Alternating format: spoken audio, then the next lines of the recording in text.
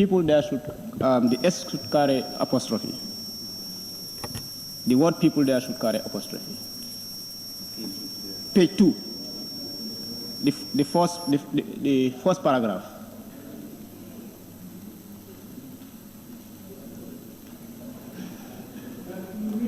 Sorry, the people's yes. Apostrophe S. Yes. Yes.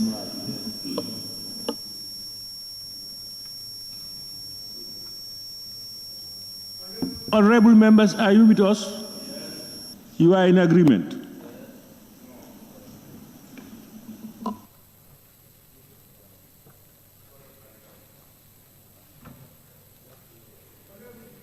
Members, silence means we continue and then do the corrections. If you have any objections, raise your tag.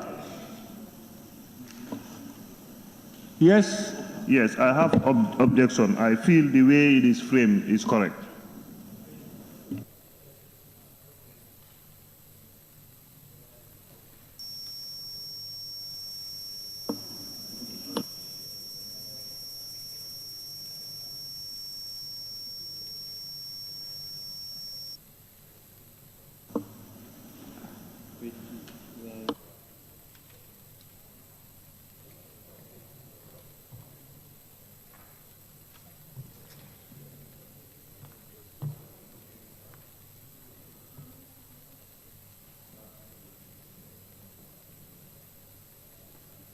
Yes, Speaker. Yeah, you know, what I try to consult with the table office, what I want to know is, you know, these are names. These are not sentences that you construct. These are names of institutions, and that those institutions have their names. What they put as their name is what we put down. Is it usual that they have apostrophes for the S or not, is what I want us to confirm. Speaker.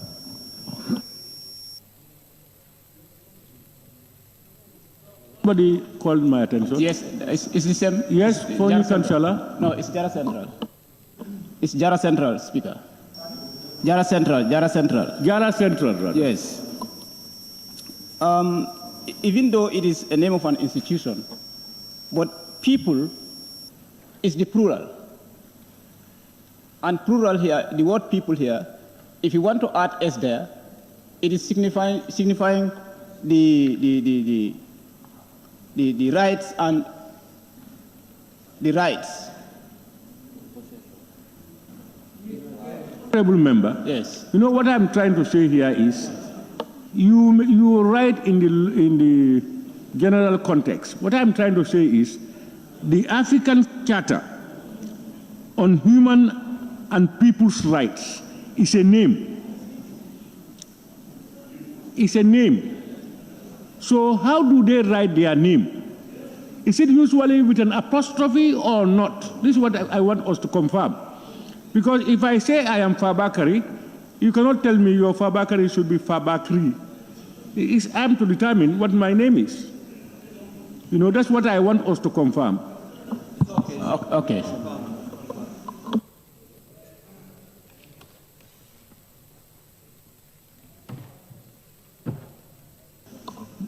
Yeah, I have been reliably informed that the name itself takes an apostrophe, but it's after the S, not before the S. Are we together? Okay. Any more on page 2? We now move to page 3.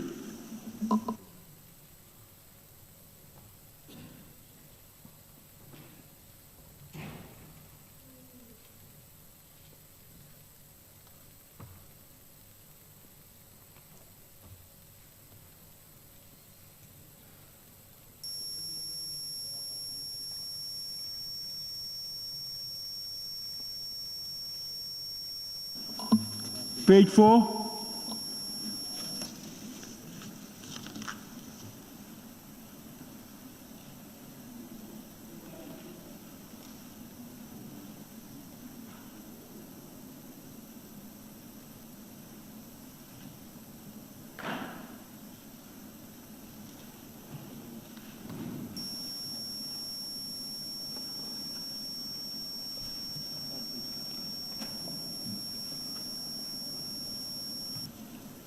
We now move to page 5.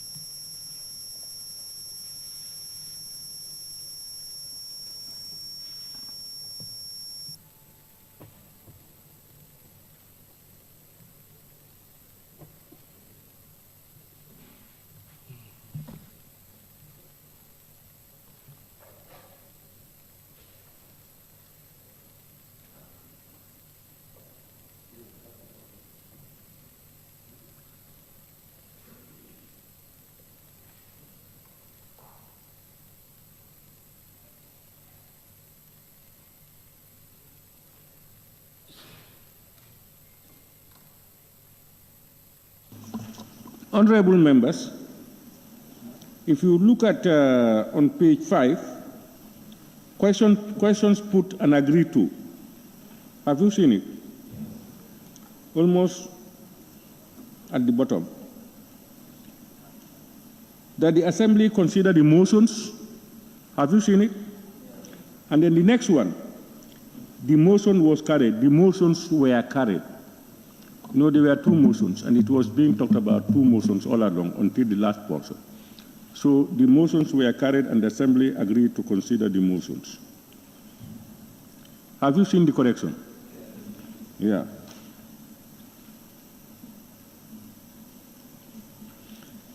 Instead of where was, it should be where, and instead of motion, is motions. Page 6. On page. Pardon? Is it on page 5? Parliamentary, is it on page 5 or page 6? Yes, exactly. That's where I wanted to on come page in. 5 or 6? No, on page 5. Page 5. Yes, first, the one we've just done, that's where I wanted to come in. And then the second one is number 3, Roman number 1, which reads, be it resolved that this August Assembly do consider and approve the establishment of the University of Applied Science, and that. So the word "the" is missing, I think. So we should add it. Honorable members, on top of the page, number 3, Roman 1, second line, establishment of the University of Applied Sciences, Engineering and Technology. V. Thank you, Honorable Member for Parliamentary. We now move to page 6, Honorable Members.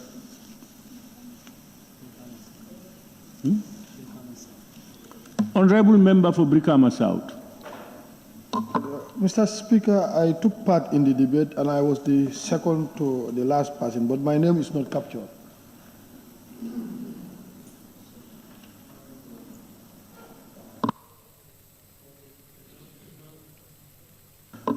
I was the second to the last person to take part in the debate. With later. Your name is omitted. Yes, my name is omitted. Honorable Bakari Baji. Pardon? And that of Honorable Bakari Baji. We are the last 2 to take part. Yeah, I don't think the names were written in that order, but your name should appear if you are partaking in the debate. All right, table office. Brikama South.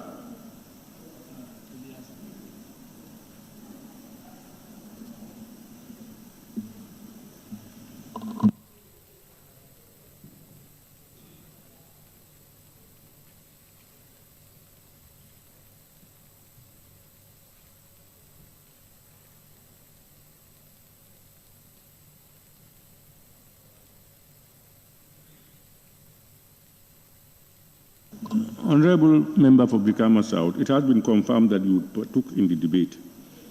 You said where? Honorable Member for Ilyasa.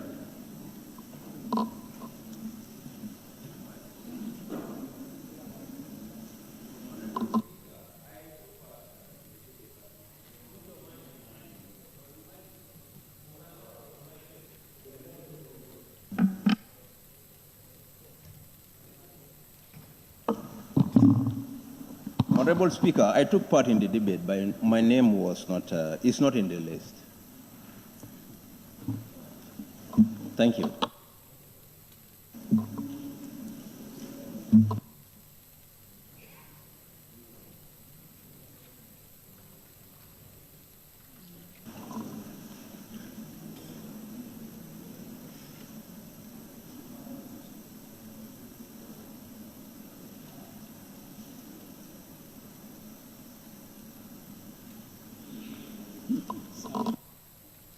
Honorable member for Ileasa is noted. Where? Sami. Yes, honorable member for Sami. Thank you, Honorable Speaker. I also took part in the debate.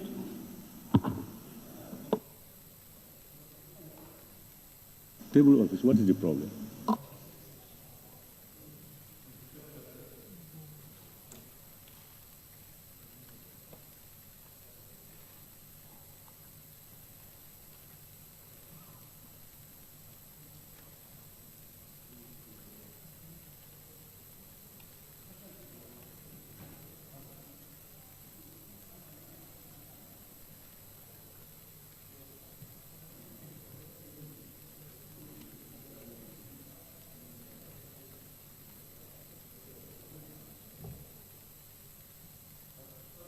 Honorable member for Sami, your CCE is SISE or CEE? CEE. It's noted. Honorable member for Lower Salon. Yes, Honorable Speaker, I heard you ask the table office what happened. I think if Hansard is working, each member who took part on the debate should be recorded. Yeah, it's an omission. It's a human omission. That's what it should be. That's why I've just reminded them to be more vigilant and be more careful. That's why when the corrections are being made, we will do the needful.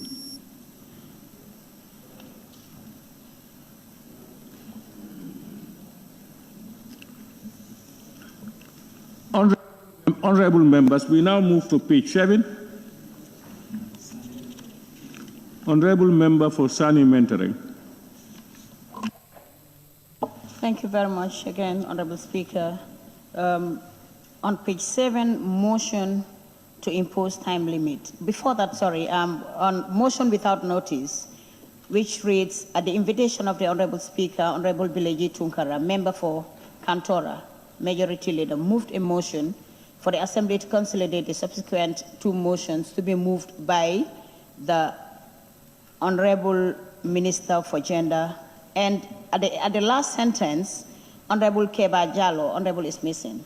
It's only Keba Jallo which is free to me. Thank you. Honorable members, instead of by Keba Jallo, by Honorable Keba Jallo.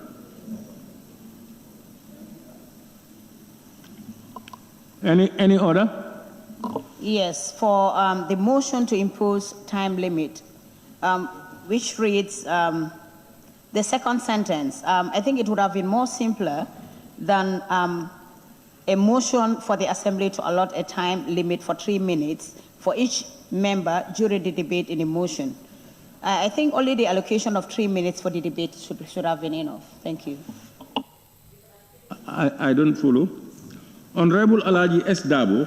Yes, I said it should have been framed in a better way than this. It should have been framed in a shorter way than this.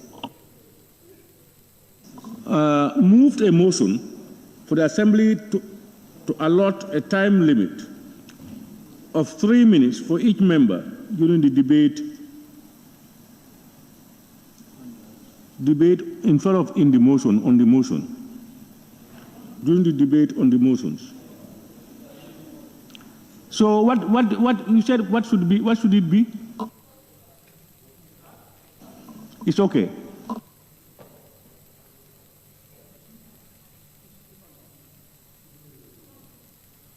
Any other comments on page 7? Honorable members, we move to page 8.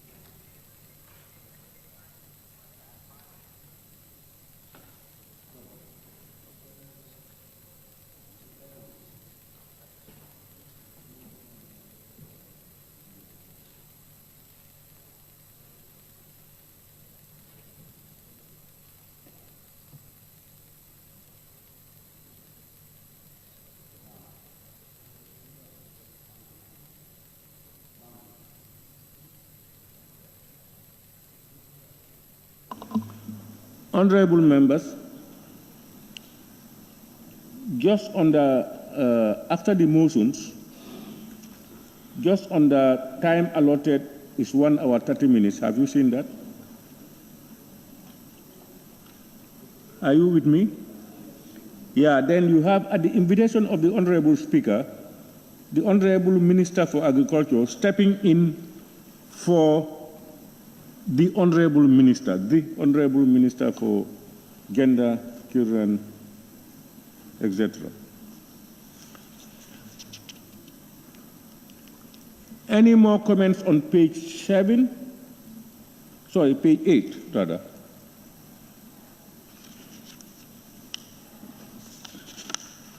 We now move to the last page, page 9.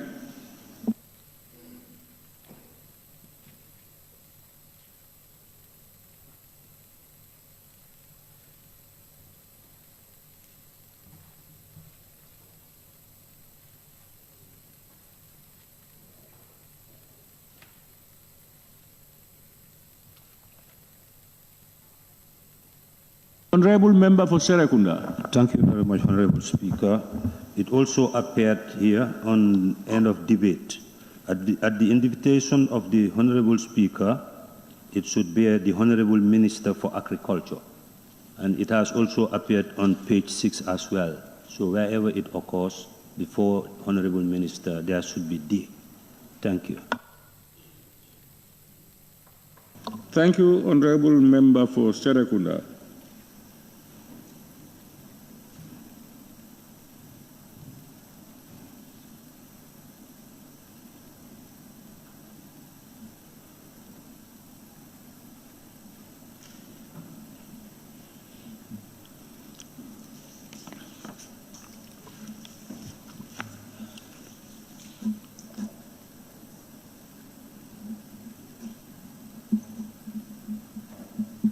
Thank you, honorable members. Honorable members, it has been moved and seconded. Honorable Speaker? Yes. Thank you. I recorded something. I was waiting for you to come back. That is on page 5. I wanted us to regularize something. Page 5. That is the motion moved by Honorable Minister for Higher Education. Now, if you look at it, the motion was seconded by me. Sorry, where on page 5? Page 5. On the motions. Yes, the motion for the Honorable Minister for Higher Education. You see, time allotted 1 hour. Below that. I don't. Standing order 61. Page 5. Standing order 61-2. Okay. You said the Honorable Ablai Sise. Yes. Member for All Yundum. Seconded the motion and, yes. And participated in the debate. Yes. Now, if you go down, ensuing debate, it says the following members participated in the debate. So now, I think it should be recorded like this. On the next page, if you second the motion and you take part in the debate, your name should be listed number 1 as part of those who participated in the debate. Yeah, of course. I think that is because what they put here is the following honorable members participated in the debate. Honorable member is, despite the fact that you were mentioned as second in the motion, under the list of those who participated, your name should be there. That's what you are saying. Motion without participating on the debate, that is normal because you haven't taken part in the debate. But if you do, your name should be listed on those who participated in the debate as well. That's what I'm saying. Yeah. It's honorable members. We don't need to go into a debate. Please. I know. I suspect that you are saying it's already captured because it is shown that he has participated, and he is also concerned that there is a list of those who participated. His name should be there. These are the two sides. What makes it bad if we put his name there? Nothing. We just put his name, Honorable Ablai Sise. Huh?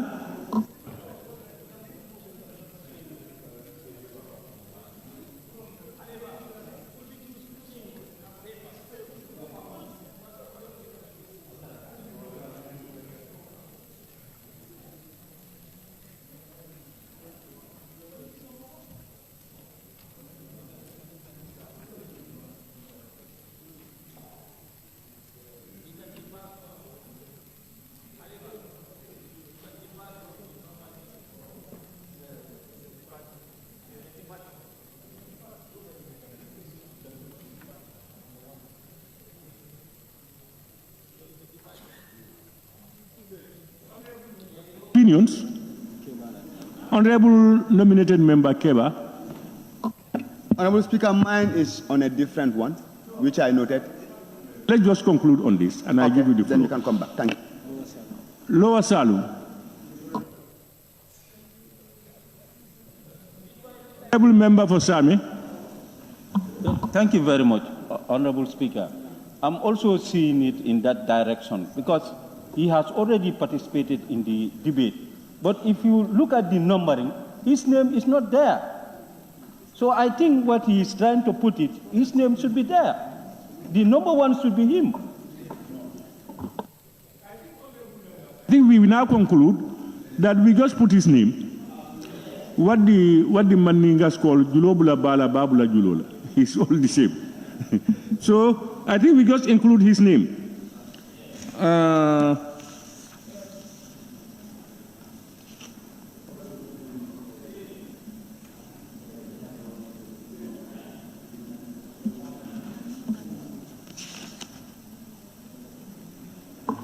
Honorable Speaker,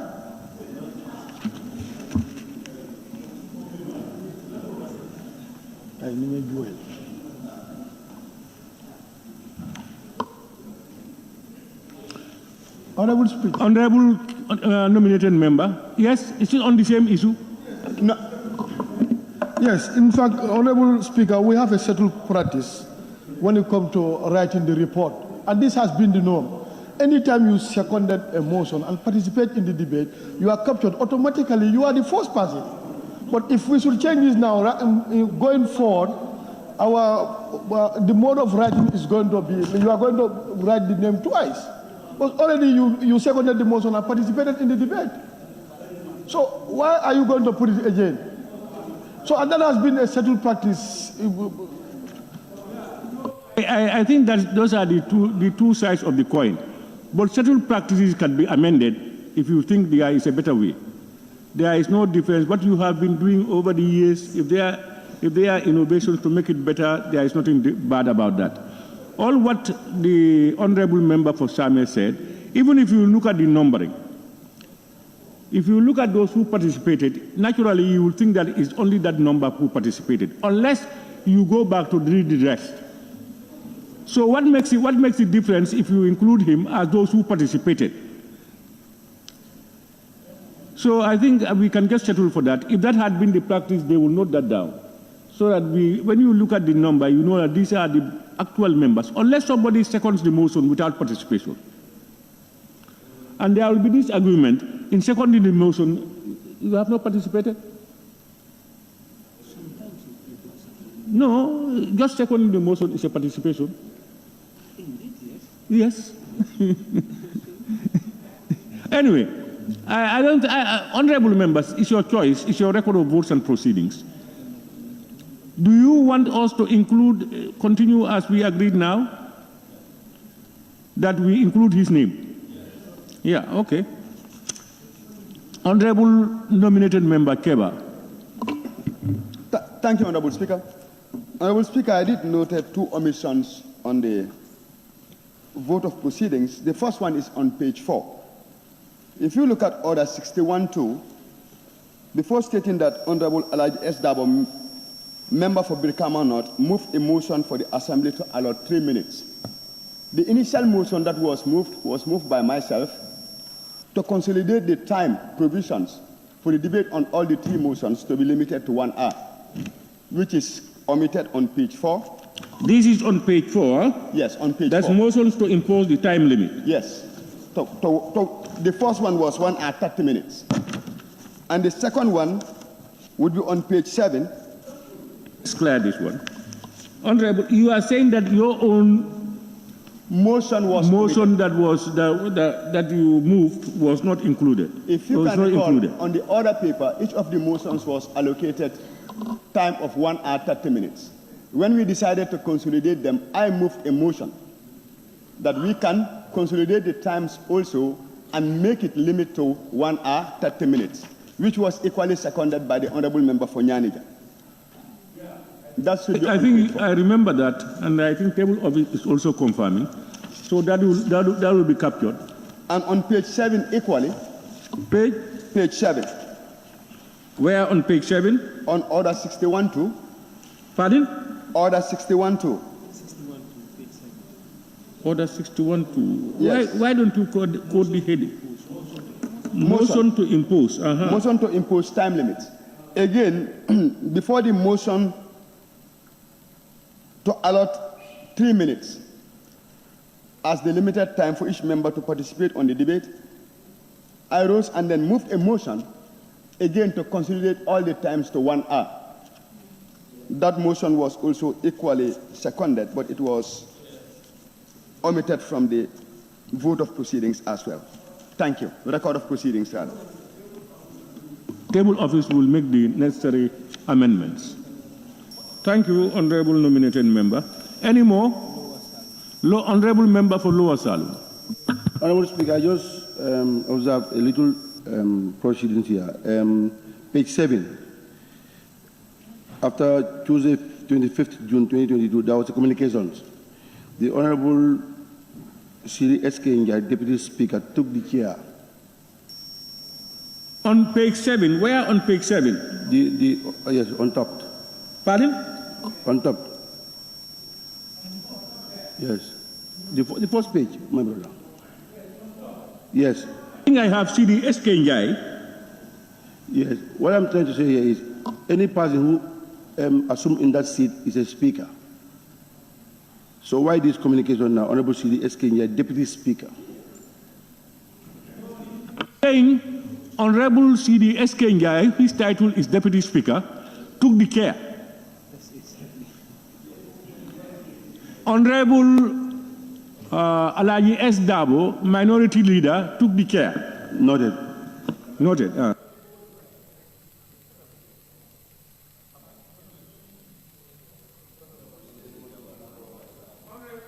Members, it has been moved and seconded that the record of votes and proceedings of the National Assembly sitting of Tuesday, 25th June 2024 be adopted with amendments. Those in favor, please say aye. Those not in favor, please say no. The ayes have it.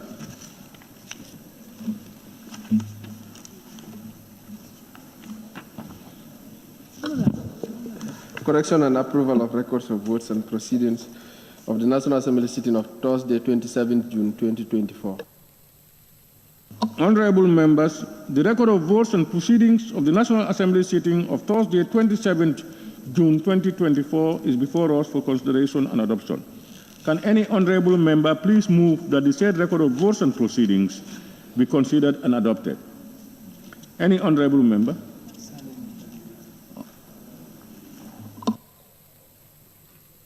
Honorable member for Sani Mentre.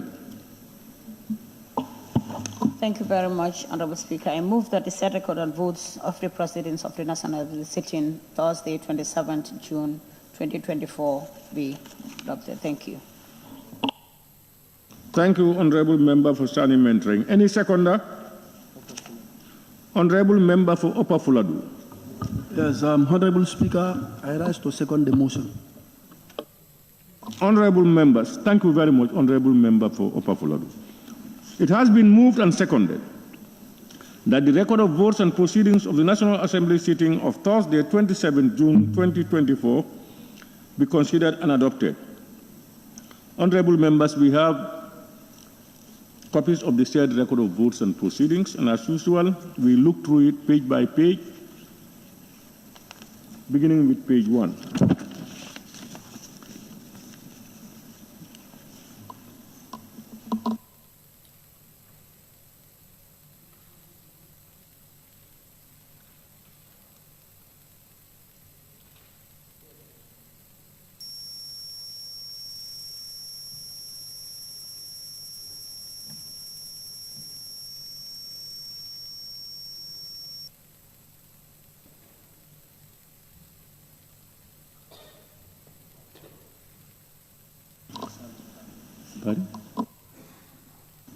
Lower Salum.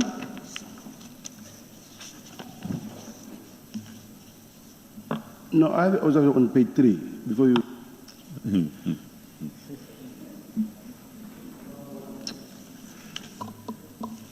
Honorable members, page 2.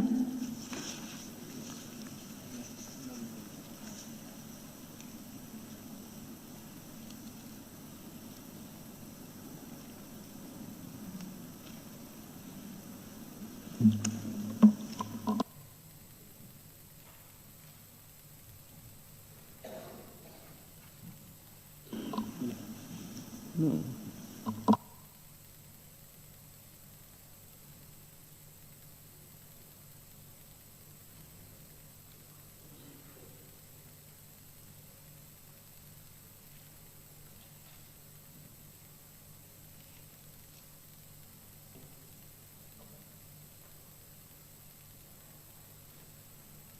Honorable members, we move to page 3.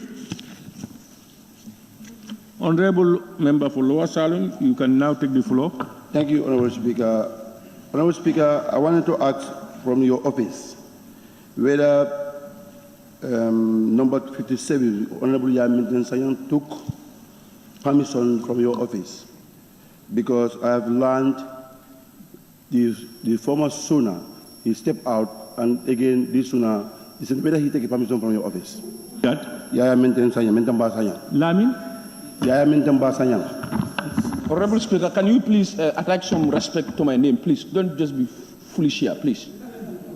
Just attach some respect to my name. So useless. Don't do that. Don't misbehave. No, you don't behave. No, he already abuse me. Honorable. What is here meant, Ambassador? Honorable member, when somebody does something wrong, you don't shout. You don't do anything. You don't use violence. You don't insult. There are ways of ensuring corrections. Please. I don't even understand what he's saying. Honorable Speaker. Honorable member for Lower Salem, what did you say? You said? I am now telling your office whether Yaya, Honorable number 57, Honorable Yaya Sanyang, Latrikunda Sabiji. Don't mention the name. Just say the Honorable member for Latrikunda Sabiji. No. The name here is Honorable Yaya Sanyang, Latrikunda Sabiji. That was captured here. Yes. No. What is wrong with saying his name? His name is there. My brother.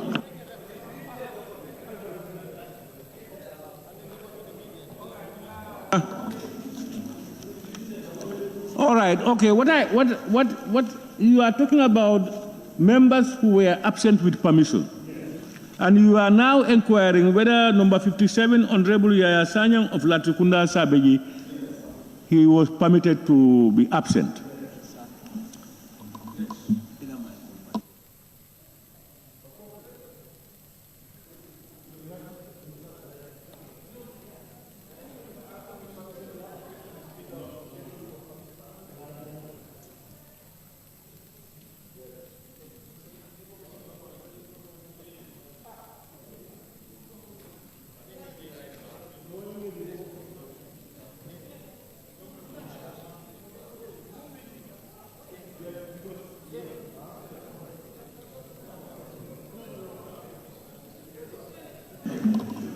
Yes,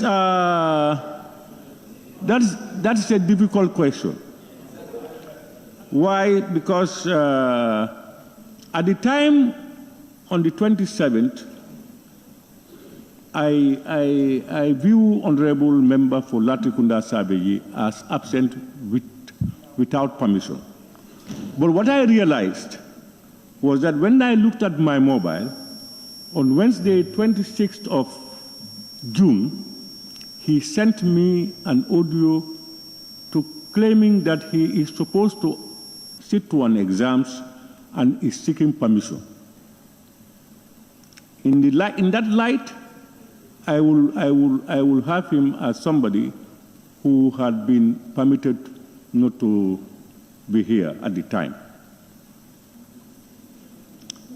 I used to accord that to most members. They will just call somebody or even send me a listing or a letter, even without acknowledgement, and that they will assume that they are out with permission. So in the same vein, I hold that Honorable Yaya Sanyang, member for Latrikunda Sabeji, was absent with permission. Equally, it is noted that most of the functions for state opening, Honorable Sanyang Usually you are absent. Speaker. I am not entertaining a debate on this. All what I want us to have on records to clear your doubts. This is what had happened. I am not entertaining debates on this. Please.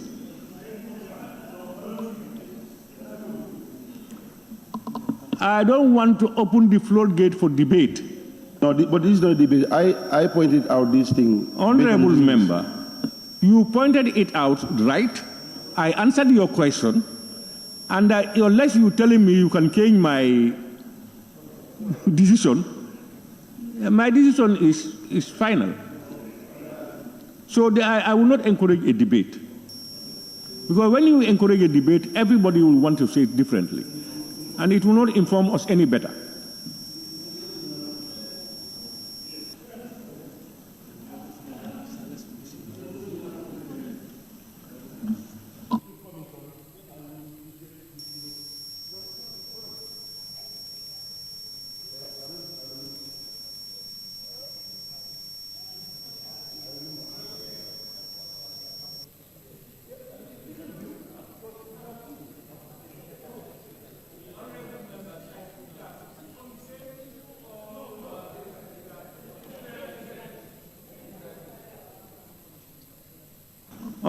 Different issues. Then, honorable member, for all you know. Still on the records of votes, Honorable Speaker, on the motion. I don't think there's anything. On which page? On page 3? On page 3, yes. Okay, go ahead. That paragraph that says His Excellency the President of the Republic, comma. I wanted us to complete the sentence. He is the Excellency of the Republic of the Gambia. So I think of the Gambia should be added, and not to stop at Republic with comma.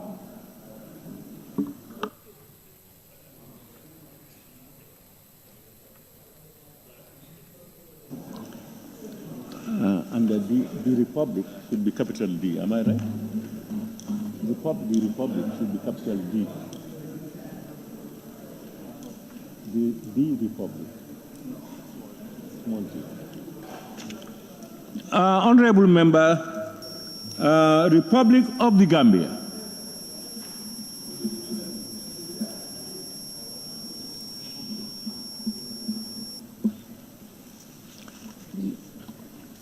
Any more? Banjul North?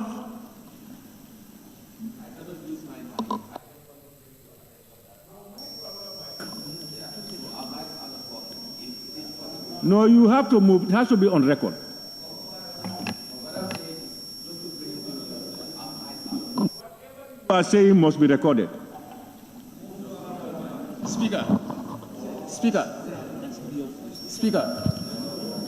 Honorable Speaker, I just want to bring to your notice that our mics are not working, so we cannot participate. Yeah. Let's get that cleared.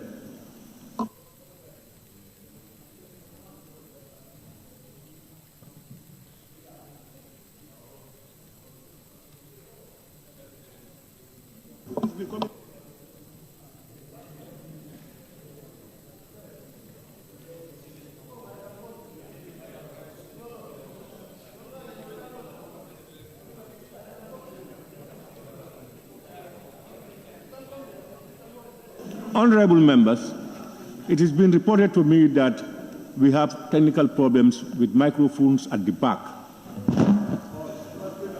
So what probably we can do, if we are at the back and you want to participate, you move somewhere where the microphone is working. They are working on it. Honorable member for Fonyi Bintang, is it Bintang? Yes? This technical problem is becoming a tradition here. So, and we should remedy it once and for all. Even if you remedy it with the best experts, it can become a problem again. This is machine work.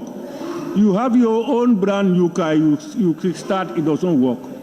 These machines, you can't, nobody wants it to happen that way.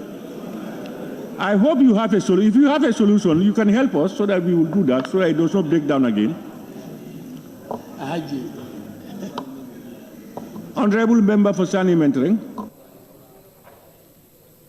Yes, thank you very much, Honorable Speaker. Honorable Speaker, come back to number 3, as alluded by the Honorable Member for Olyundum, which reads His Excellency, the President of the Republic. I think it wouldn't be necessary to add the Republic of the Gambia again, because looking at on top of the document itself, it reads Republic of the Gambia. So it's already indicated that it's the President of the Republic of the Gambia. So I don't think it will be necessary by adding Republic of the Gambia again. That's my take. But we have already amended it, and it is agreed that it makes no difference. It makes it clearer. Huh? The President of the Republic is incomplete, even in a sentence. Honorable members, any more on page 3? Any other comments that probably one wants us to go back? Pardon? Yes? Who is saying yes? Sabak Sanyal. You are the one saying yes? Yes, go ahead.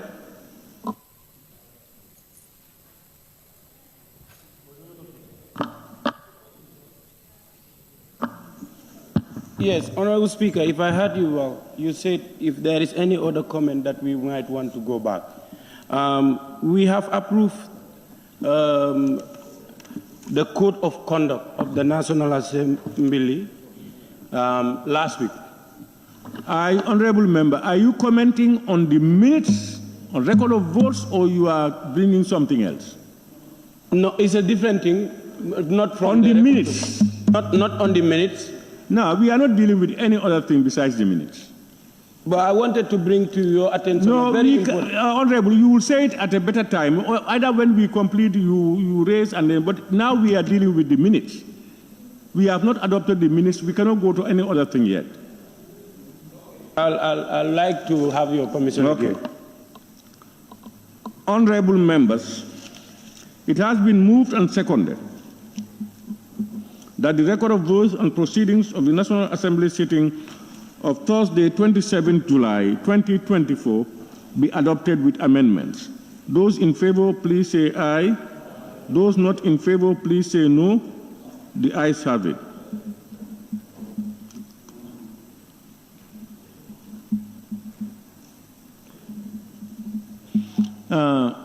Sorry, Honorable Clerk, before you proceed, Honorable Member for Sabak Sanjal, may I hear you now? Thank you very much, Honorable Speaker, for giving me the floor. Last week, Monday, we've approved the Code of Conduct for National Assembly of the Gambia. And it has set out some rules and regulations. And one of the rules is on absence. And it says a member must write to the Speaker or Deputy Speaker, copied to the office of the clerk, to request for prior permission for absence. Now, we have a situation wherein a member has been accused of absence, and you've made a statement that the member has sent you an audio. If that is sufficient enough for us to be taking permission, please let's establish that fact here.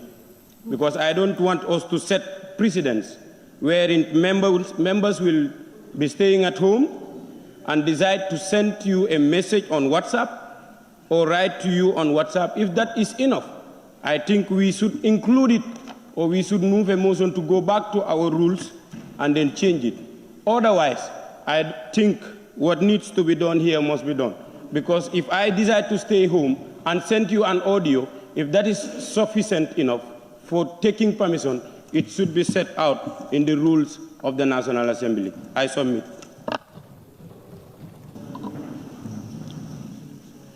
Thank you very much. Whilst we look at the necessary relevant sections, let me make a few remarks. You know, the prerogative of giving permission to members as and when necessary is the Speaker's responsibility and duties. Now, by our own standing orders and by practice, members have even only called the table office to get permission. Now, if that is the code of conduct, it will, honorable members, if we go strictly by that, it will almost be impossible for members not to be absent. Because when you write to the office of the speaker, you must be granted permission. You can write and the speaker denies you permission. Writing does not automatically give you permission to go. You write and it's responded. You request for permission and it's granted. So until that permission is granted, it means you are not permitted. Two, you can be sick and you move out, you need to write, and then you send it to the speaker. By the time it reaches the speaker, it may be the following day when you were absent. So you have to put all these things into perspective. So my conscience, myself, I was not happy to see people absent from Parliament, more so from the state opening. It's never a pleasant thing for me.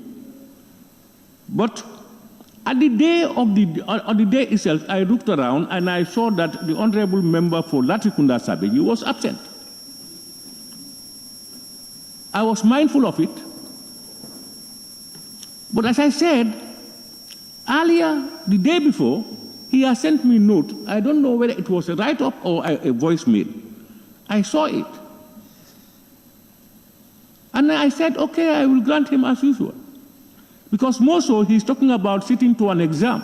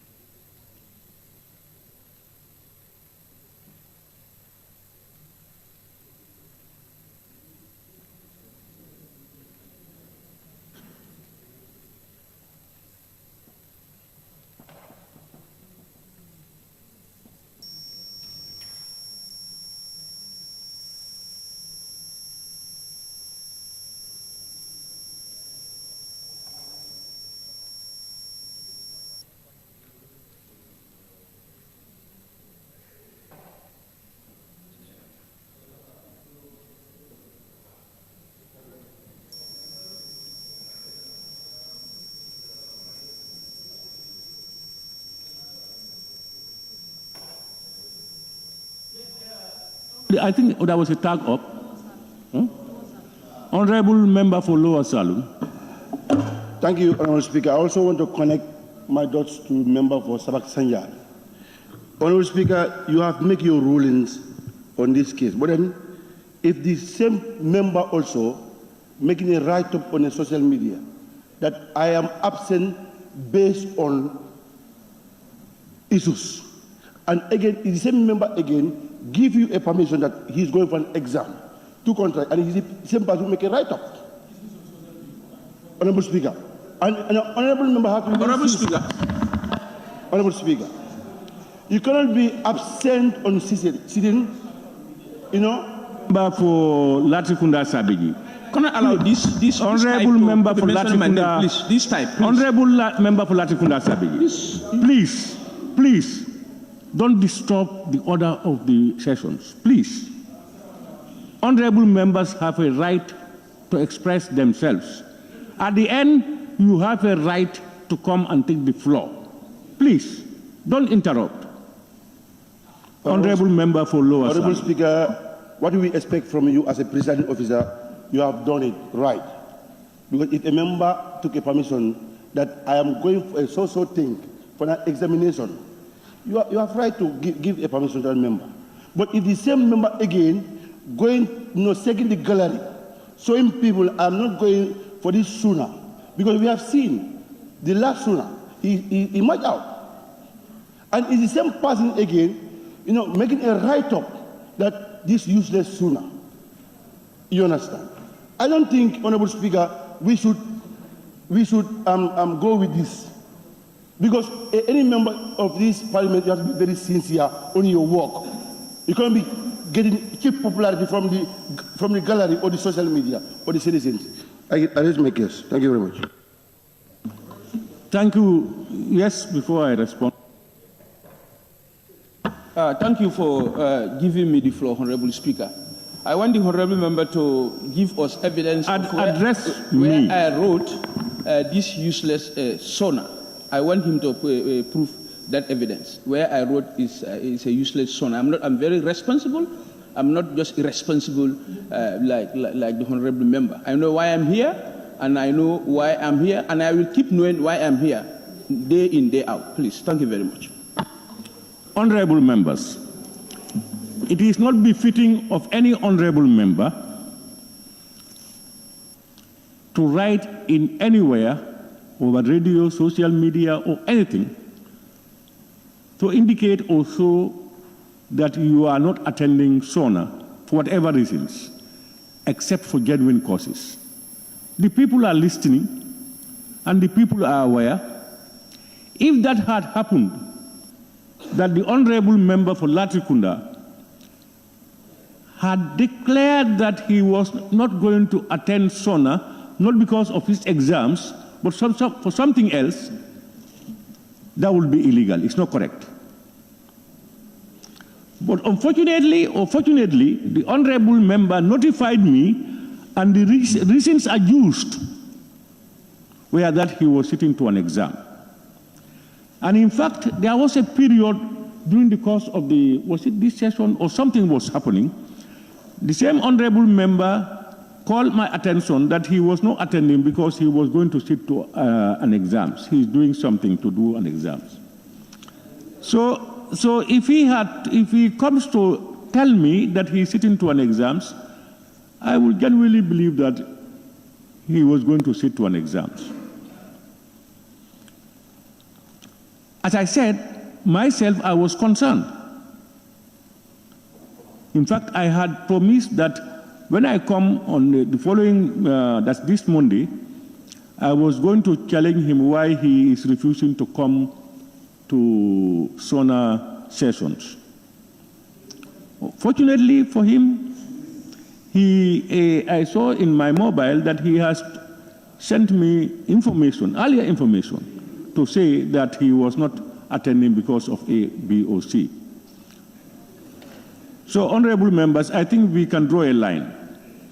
And the constitutional provisions for permissions to be granted by the Speaker is that the Speaker, let me read it for you, because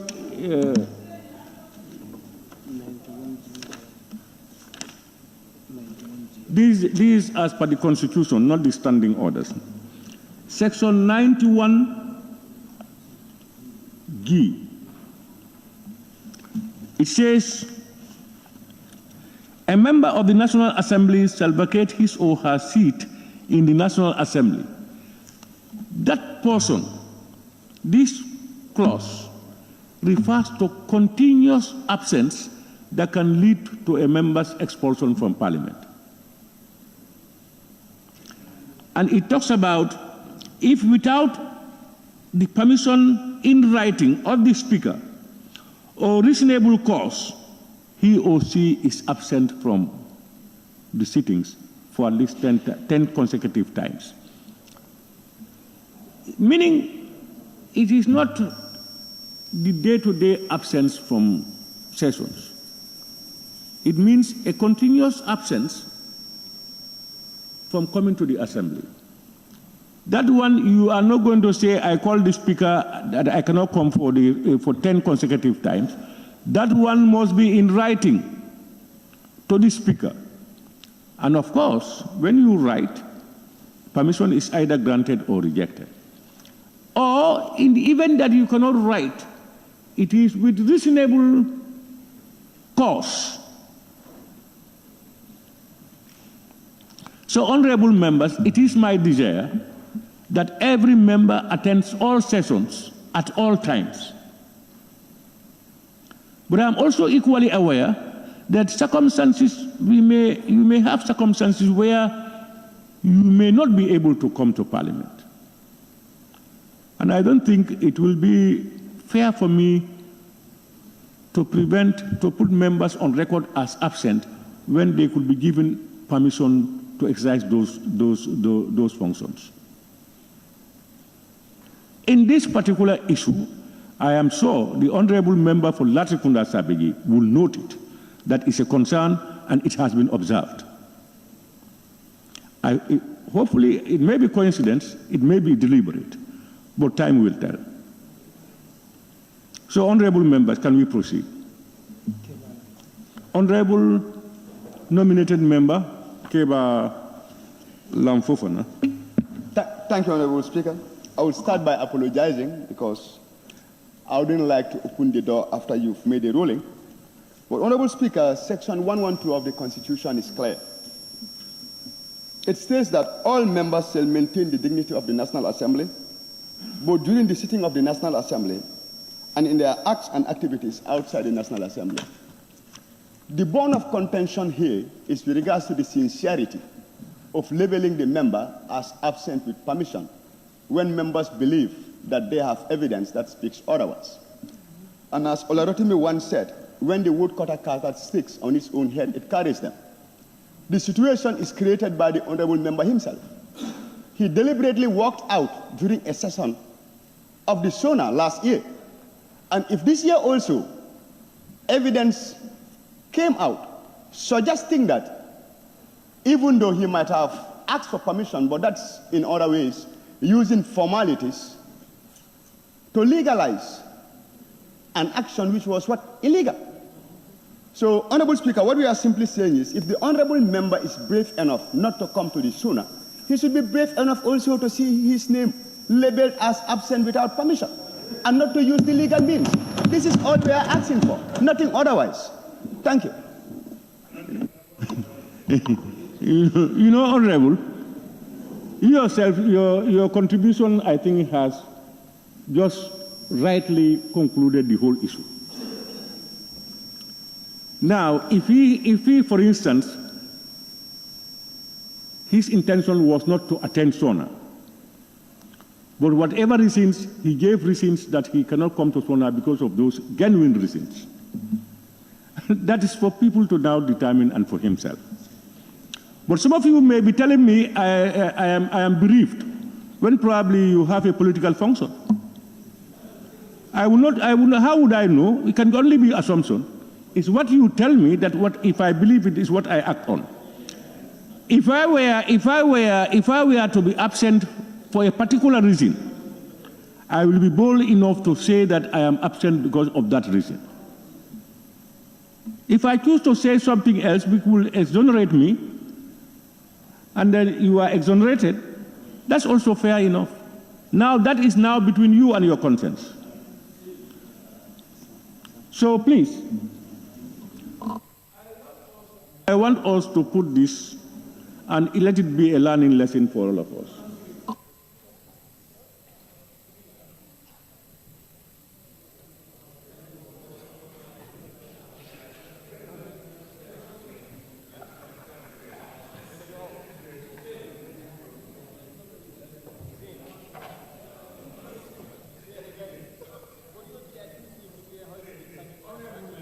I think we have given this issue enough time.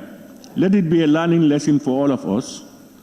Let's try to demonstrate and uphold the trust bestowed in us, and as much as possible, try to attend sessions. As we speak, there are some members who are not in session. I am putting an end to this debate, please.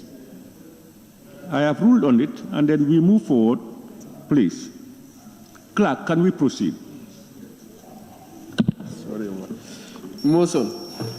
Debate on the State of the Nation Address 2024 by His Excellency the Vice President. Honorable members, as we are about to commence the debate on the State of the Nation Address, I would like to thank all honorable members of the National Assembly for your support and collaboration in making the State of the Nation Address 2024 a great success. Honorable members, every member shall restrict his or her observations to the subject under discussion. Furthermore, Clause 31(1) also reads, debates upon any motion or amendment to a motion or upon any bill, part of a bill or amendment to a bill, shall be relevant thereto, except in the case of a motion for the adjournment of the Assembly. Honorable members, I now therefore call on all honorable members to respect and observe the rules as indicated. I thank you all once again. Honorable Speaker. Somebody is talking. Honorable member for Lower Salem, you saying something? Yes, thank you, Honorable Speaker, for giving me the floor. Earlier on, Monday, 24th of June 2024, you make a ruling. And on our agenda here is agenda 4, motions, depending on the State of Nation Address 2024 by His Excellency President Adamabaro. And I also refer myself on your ruling. Motion without notice, at the invitation of the Honorable Speaker, Honorable Amadou Kama, the member for Nyanija, move a motion for the Assembly to approve the various time limits indicated in the agenda of the second ordinary session 2024. And again, the ruling was motion and reports. And this is a motion. So I want it to be very clear on the ruling that you have made on the time limit.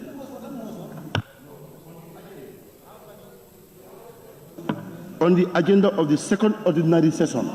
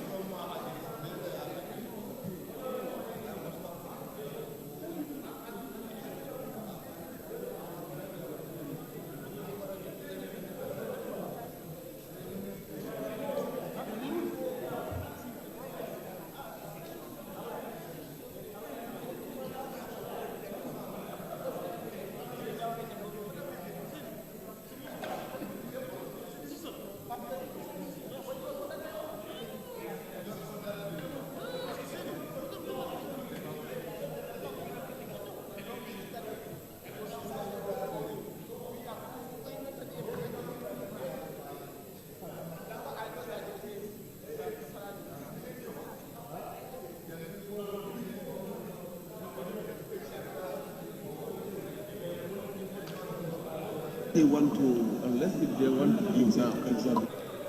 Honorable members, Honorable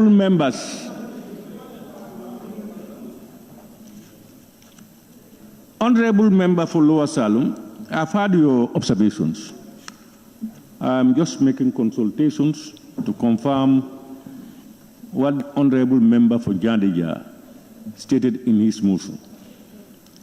And I have been reliably informed that that motion was specific to the agenda presented on that day, the times on that day. It does not go beyond that time. All motions on the agenda were timed, and it was a problem. And then the honorable member moved that the times allotted for these motions in the agenda be approved. Honorable Speaker, can I comment? Honorable Speaker, you know, in my submission. Raise your tag. Yes, Lower Salem. Yes. Honorable Speaker, on my submission on that day, and before we voted in, you know, in fact, I make a reference on the FGM belt. You understand? But then, if you read motion without notice, in the invitation of the Honorable Speaker, Honorable Amadou Kama, the member for Nyanija, moved a motion for the member assembly to approve the various time limits indicating in the agenda of the second ordinary session. On the second ordinary session means the agenda that we approved, the whole agenda that was designed by the ABC, that was approved. Is what time was allotted to SONA that you think had been approved? No, because there was no time allocation. Yeah, because you know, in our agenda is all motions and reports on our agenda. Now, I understand you. If you look at the agenda, ABC allotted times for various motions. What I'm saying is what time was allotted that was approved for SONA? Yeah, Honorable Speaker, there no motions was given a particular time limit. Here, you said all reports and motions. Because this is why I make a reference on the FGM. You understand? Honorable Speaker.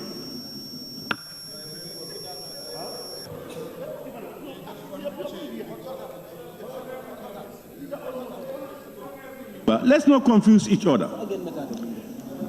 Have you got the agenda for this session? Now, if you look at the agenda for motions, some of the motions, you have time limits them. You have seen them. So motions that were given time were approved through Honorable Member for Nyanija's motion, that those times be kept.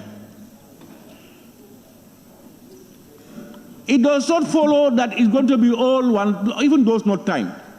It's those which were timed and indicated. If honorable members want to indicate time for SONA, you still have the right to move a motion. And then we will go by the time. Yes, honorable member.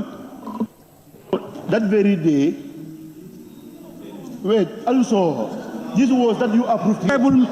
And I am telling you that. Honorable members, please, I told you I will frown on somebody who will interrupt people.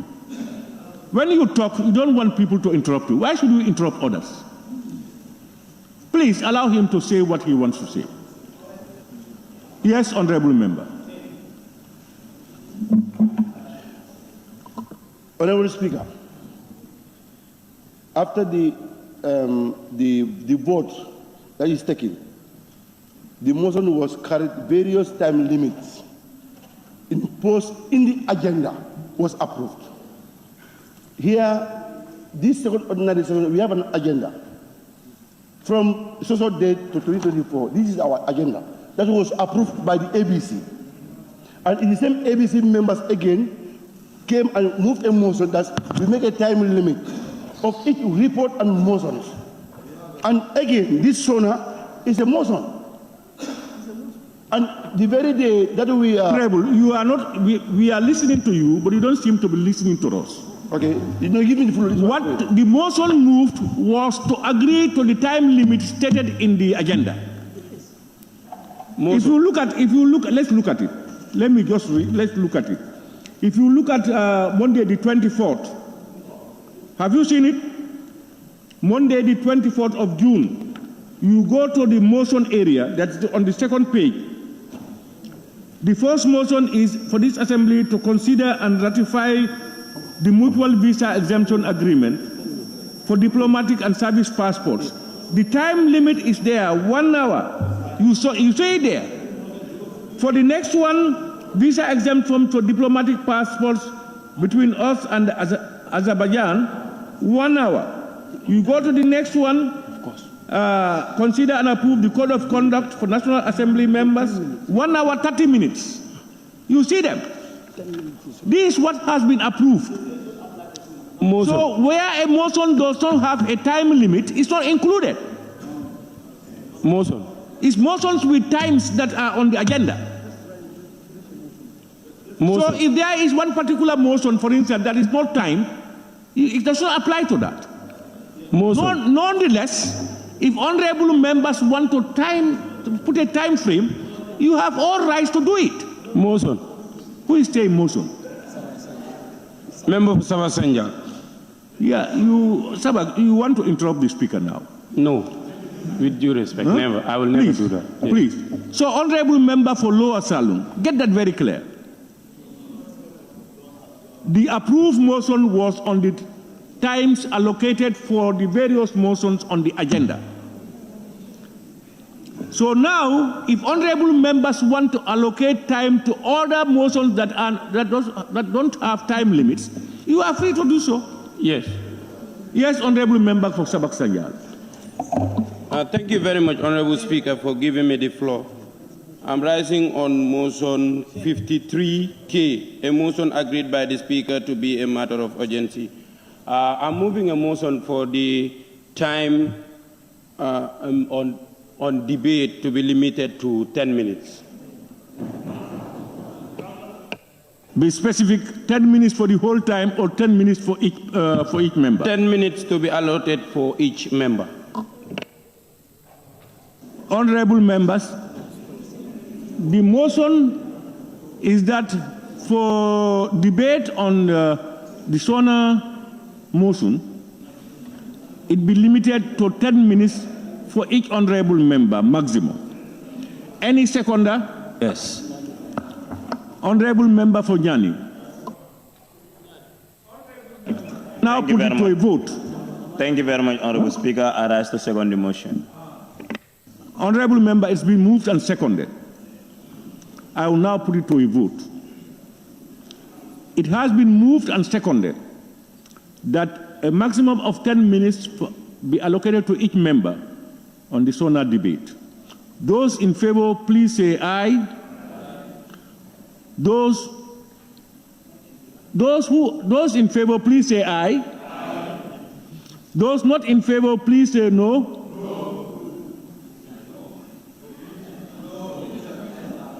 The ayes have it. Division. Now we will count.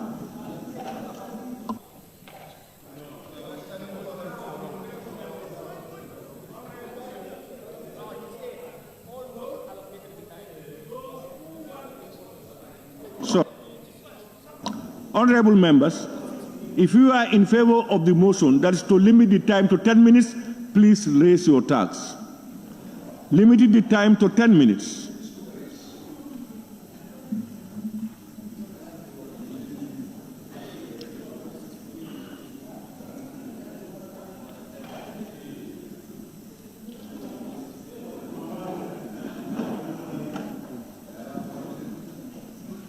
You've got it. Honorable members, those against the motion, the noes, please raise your tax.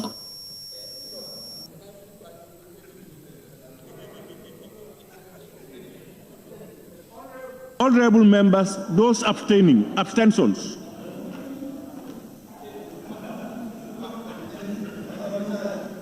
You got it? Ayes 26, noes 8, abstention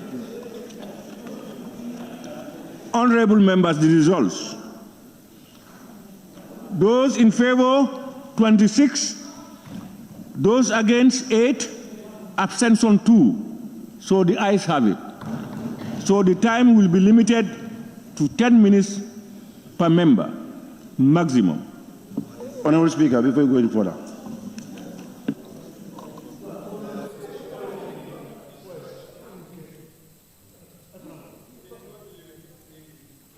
Salim, you are saying something? Yes? Honorable Speaker, there is a communication that was from the table office. A communication from the table office. If you allow me, may I read? About this time allocation, time limit. No, that has no bearing. Table office, whatever they might have communicated has been overruled by the plenary. I want to. What relevance does it have now? No, honorable member, the communication from table office to us now will have no relevance. It's not table office who will dictate to Parliament what to be done. Parliament has decided that they are looking at the motion and that they are giving 10 minutes. Any other communication is invalid. I am still stand on the process that was done in 24th June. Still stand on the procedures that was done here. Honorable, you see all the other procedures that we might have implanted. You see, even our own standing orders. Plenary can determine and say, put this standing order aside, we deal with this thing this way. And we will go by it. Decisions have been made through a motion. Any other thing subsequent to that is out. Yes, so we don't need to be labor on those things. No, Honorable Speaker, you've been the presiding officer. Now it lies on us now to suspend a particular standing order. But on the proceedings here, which I'm trying to put across, to back my argument. Honorable, I will not let you put that back across. Okay, no Unless problem. you listen to me, you will get the picture. Whatever communications you want to read has been taken by events. It's unfortunate.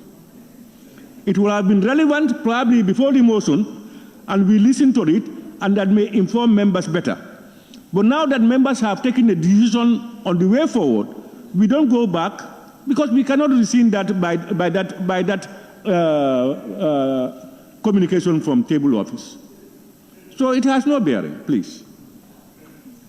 All right. Honorable nominated member, Keba. Honorable Speaker, I just want to set the record straight. I think you are in order. If we look at page 7 of the minutes, the last sentence, it states that the motion was carried, the various time limits imposed in the agenda was approved.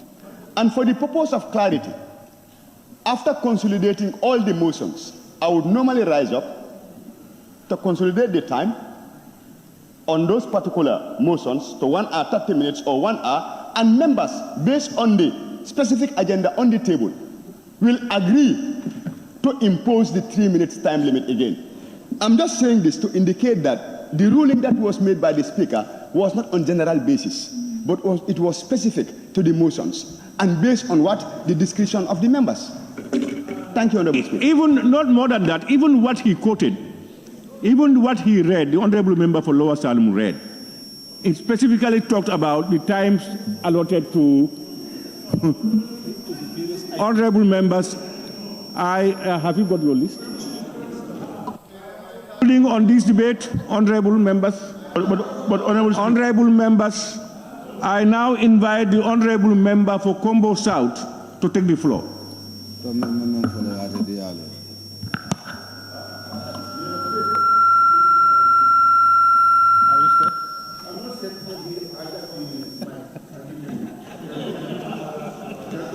Right. Thank you very much, Honorable Speaker, and thanks for the Vice President and members of the Parliament. May I convey to you sincere greetings from the Holy Mosque of Saudi Arabia where you went to perform the Hajj. And I think it's very important for us to also try to be attendants. Thank you very much for coming. Honorable Speaker, I think this is a fairly important issue, and there are issues that need to be dealt with. When it comes to the issue of agriculture, and I think the Minister of Agriculture is not around, and whether there are other committee members who will put out some papers to or adjournment, data so that he can be informed about what happened in this country, because it's very important. Honorable Speaker, I'm speaking to you whether the Minister of Agriculture is here or the Permanent Secretary.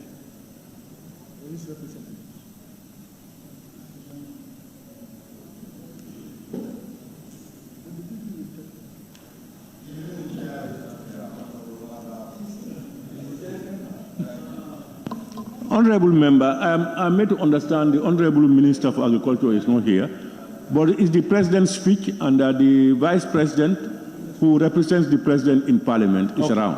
Okay. Yeah. Okay. So let's proceed. Honorable Speaker, I think the issue of agriculture has been very important, and there is a way in this particular speech to be taken on. Honorable Speaker, I want to know when it comes to the issue of land that is going to be cultivated by swampy lands or other encased lands, whether they are going to be implicated to ensure that the people have the best out of the thing, especially the people of Nyanija, Combo East, and also part of Upper Fladu, whether these things are going to be imported in helping the people to understand and be able to give out a base expenditure for them to be able to work on this. Because when this is allotted, we need to be able to understand what do we need to do these things to be able to get this further. So I think the Honorable Vice President should be able to give us the hectares who are going to be cultivated in those areas so that the people can take care of these things. And I think it is very important. Honorable Speaker, the meeting of fisheries and water resources, and I think it's very important also for us to be able to understand what are some of the things that are going to be done in those areas. And I think especially in the area of Combo South and also in Combo North, that's Brufut, where they have these fishing areas. What are they going to be done to help those people, to help the people to engage in the community serving and also improve their livelihoods to ensure that this particular endeavor is done with them. And I think that's also very important. On the issue of transport, works and infrastructure, we have looked at the community or communities that are involved in this issue. And I think the whole idea is, what do we do to help those people to get part of the landlocked countries or the areas that they need to help at, especially when we look at the area of Combo North or Combo South, and also in the area where you have linking roads to be able to understand these things. How do we do them to help them to be able to understand and be able to participate in fully in using the communities so that the people are also informed to be part of the community and also inform it better. Honorable Minister, when it comes to the issue of tourism development, and I think it's a very issue where you have a lot of communities that are working in the area of agricultural products or part of the excursions for them to be part of the thing. So what kind of thing that you have to do to help those people to be involved in fully participating in these things and help them to better understand the lives of communityhood and also the importance of these things. Honorable Speaker, we talked about the issue of communication. When the issue of communication is being dealt with, we want to know what are some of the, franchise, or what are some of the issues that are going to be responsible to help these community initiators, to help them in a way to be able to understand, especially when it comes to the issue of, franchise like the computer and all other kinds of things that they need to do so that the communication system will be very good, and in helping them to be able to understand what are some of the issues that are going to be held. Honorable Minister, climate change and also important issues. And I think these are very important issues that need to be well communicated. And I think when we talk about these things, we need to be able to understand how do we put climate change into these areas so that the people of these communities are very well informed and also involved in the communities that they are going to be doing to help them better and also understand what the executive of the officer is doing.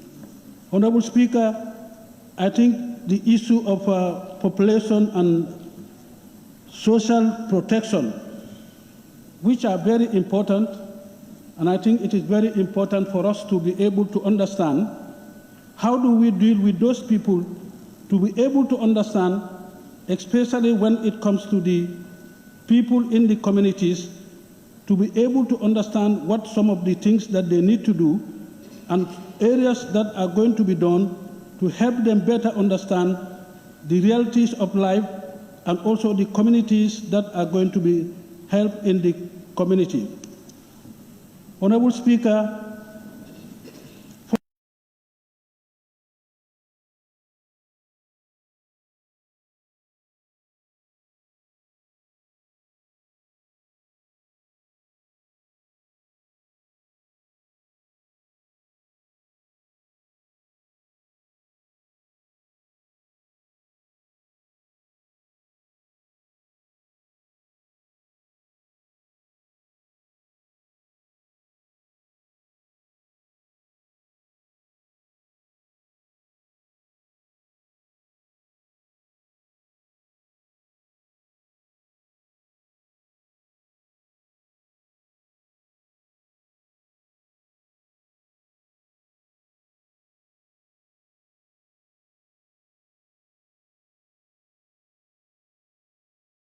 the Gambia education and also the other areas, how people are going to be settled in those areas, it is very, very important.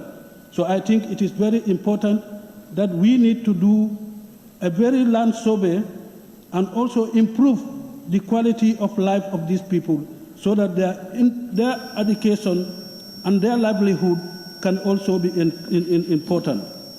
Honorable Speaker, finally, communication and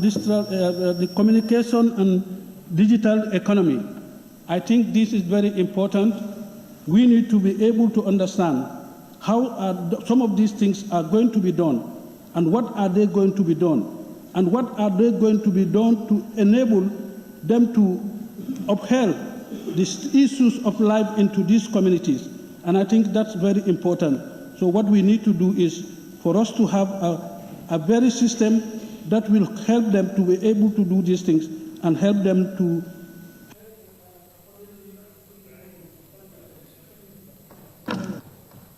Thank you very much, Honorable Member for Combo South. You've timed yourself well.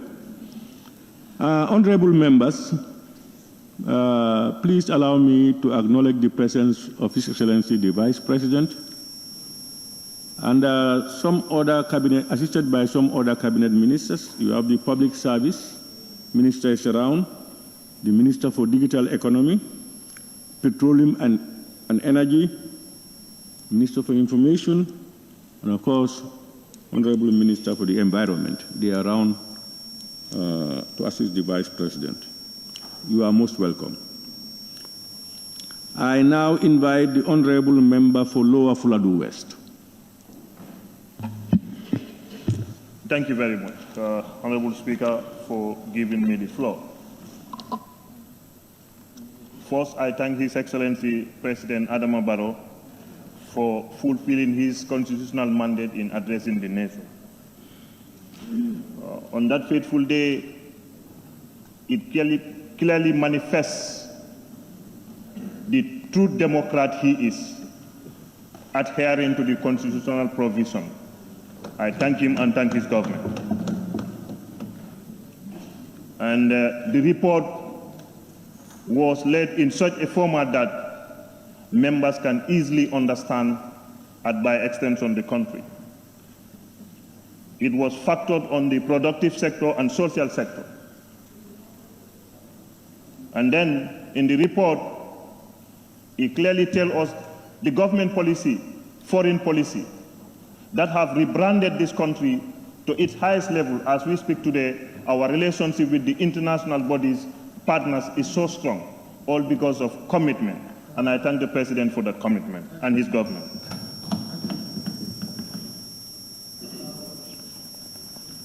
And coming to agriculture, I thank the Minister of Agriculture and the President. Currently, coming from the food basket of this country, that is the Jakali Pachar, we were given seeds that the President talked about, and I'm here to attest that. Our furrows were shielded. We were given a subsidies of fertilizer. Farm inputs were there. As we talk today, the post-loss harvests have been minimized in the Jakali Pachar. Notwithstanding, we also have little concern on his speech regarding this. Land development is a key factor. The farmers and cattle rearers are fighting in the Jakali Pachar area. There is no grazing point for animals. And then because the fire, the bushfire, the birds have all migrated to Jakali Pachar, plus the animal, they are all competing in the rice field. That makes life very difficult. And we expect the Minister of Agriculture to come up, or His Excellency to look at that factor, because this was a factor that I've said over and over. What can we do for those animal rearers? In his speech, unfortunately, it will not, and I will continue to challenge his government to ensure that, they create a grazing point for those animals. And we talked about agriculture, rice production. We cannot produce rice to the way we want it if the land is not developed. And the way the land development is going there is very slow. We want His Excellency and the Minister of Agriculture to fast-track this process so that we can have enough rice for this country. For fisheries, we thank His Excellency, first time in the history of this country since 1965. The rural Gambia, over 90% are now drinking safe, clean drinking water, not from the normal well dealing. So this was really positive, and if you go to the provincial Gambia, just to attend that, the State of the Nation address really reflects the true picture of what's happening in the area of safe and clean drinking water. Notwithstanding, in the issue of fish landing also, we can see a lot of development in the area of fish landing. And then the youths are ready, as he have a program getting in boards to make sure that youths get the opportunity to adventure in that stream. So I thank him for that, and we are really optimistic and happy.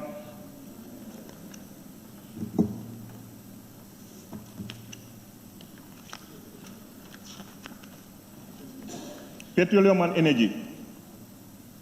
Our concern is the water division.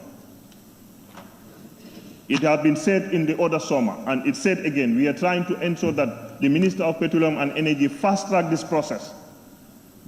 If they have fast-track and divide the electric component and the water component, these are things that should be real by now. There is no time to delay some of these things. They were here 2022, it was said, and it is said, but we are not seeing the action. from the Ministry of Energy. And I'm urging the Ministry of Energy to ensure that this is expedited. That's what the Gambians need, and the President is committed in addressing what the Gambians need.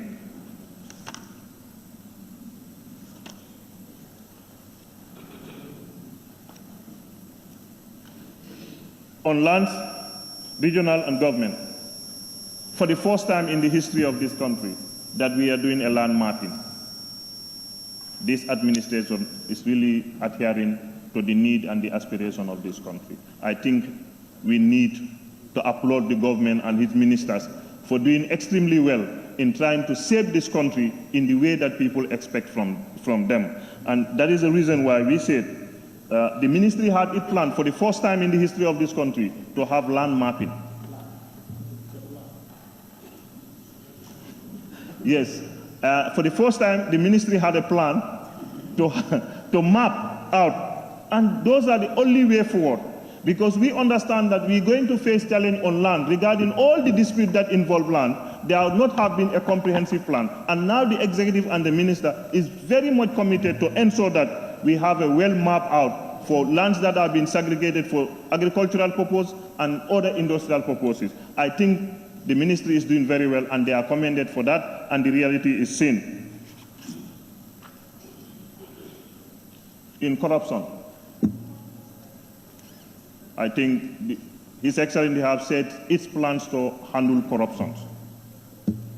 That's as a result, we also enacted the anti-corruption bill.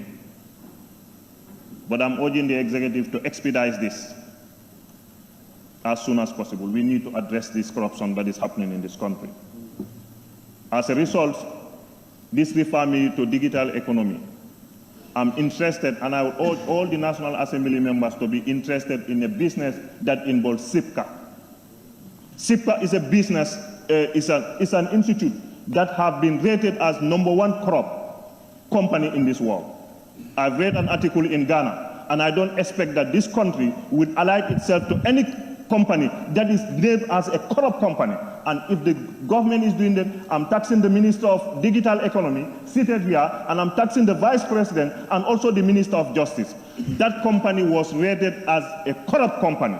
As a corrupt company, we are fighting corruption. We see no reason that we can have a business with a corrupt company. And we will follow the business, and I want the Assembly to really look into that business. That is a business that we have to look at. We cannot just sign agreement or business with people that are already rated in the world as criminal. I look at an article in Ghana. It really clears out that SIPCA have no space, and whosoever advising the president on that must come to this parliament and explain to us. And I'm writing a parliamentary question on that matter. I'm so concerned about that business. We have to be serious as a nation, and we must be committed to combat corruption from the latter. And those are practical things that we have to do. Information. I'm really happy, and all countries know that the information sector have improved. We are making sure that the ministry is coming with robust plans to ensure that people are accountable the kind of information that are given, and the credibility. And not only that, but to ensure that journalists are trained, given the training capacity that need, so that they can be more professional, ethical, and giving out the best that they can give. That will not have bring anything in this country. So I'm very happy that the minister is moving on that direction, and you can see the information system has started saving, because they are ready to learn, and they are ready to give people credible information with no biased information. And these are manifests of how government is being open to ensure that access to information, especially information that is very credible, very positive.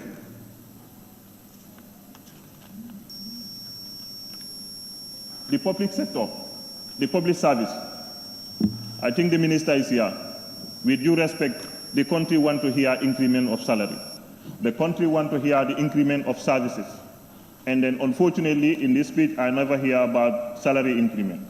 And the country is crying. They need salary increment. They need salary increment, the civil sector. So we expect that the ministry will work as soon as possible to ensure that salary is being increased. We had concern. People are crying. It needs to be restructured.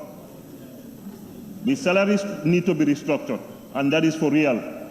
some people, they're really suffering out of this, the current situation.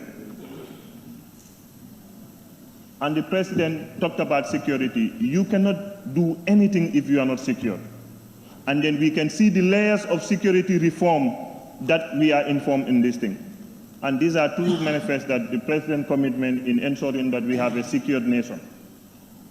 And then we are ready and committed to ensure that anything that is related to security reform, we will support the president to ensure that we have a well-informed and secured country.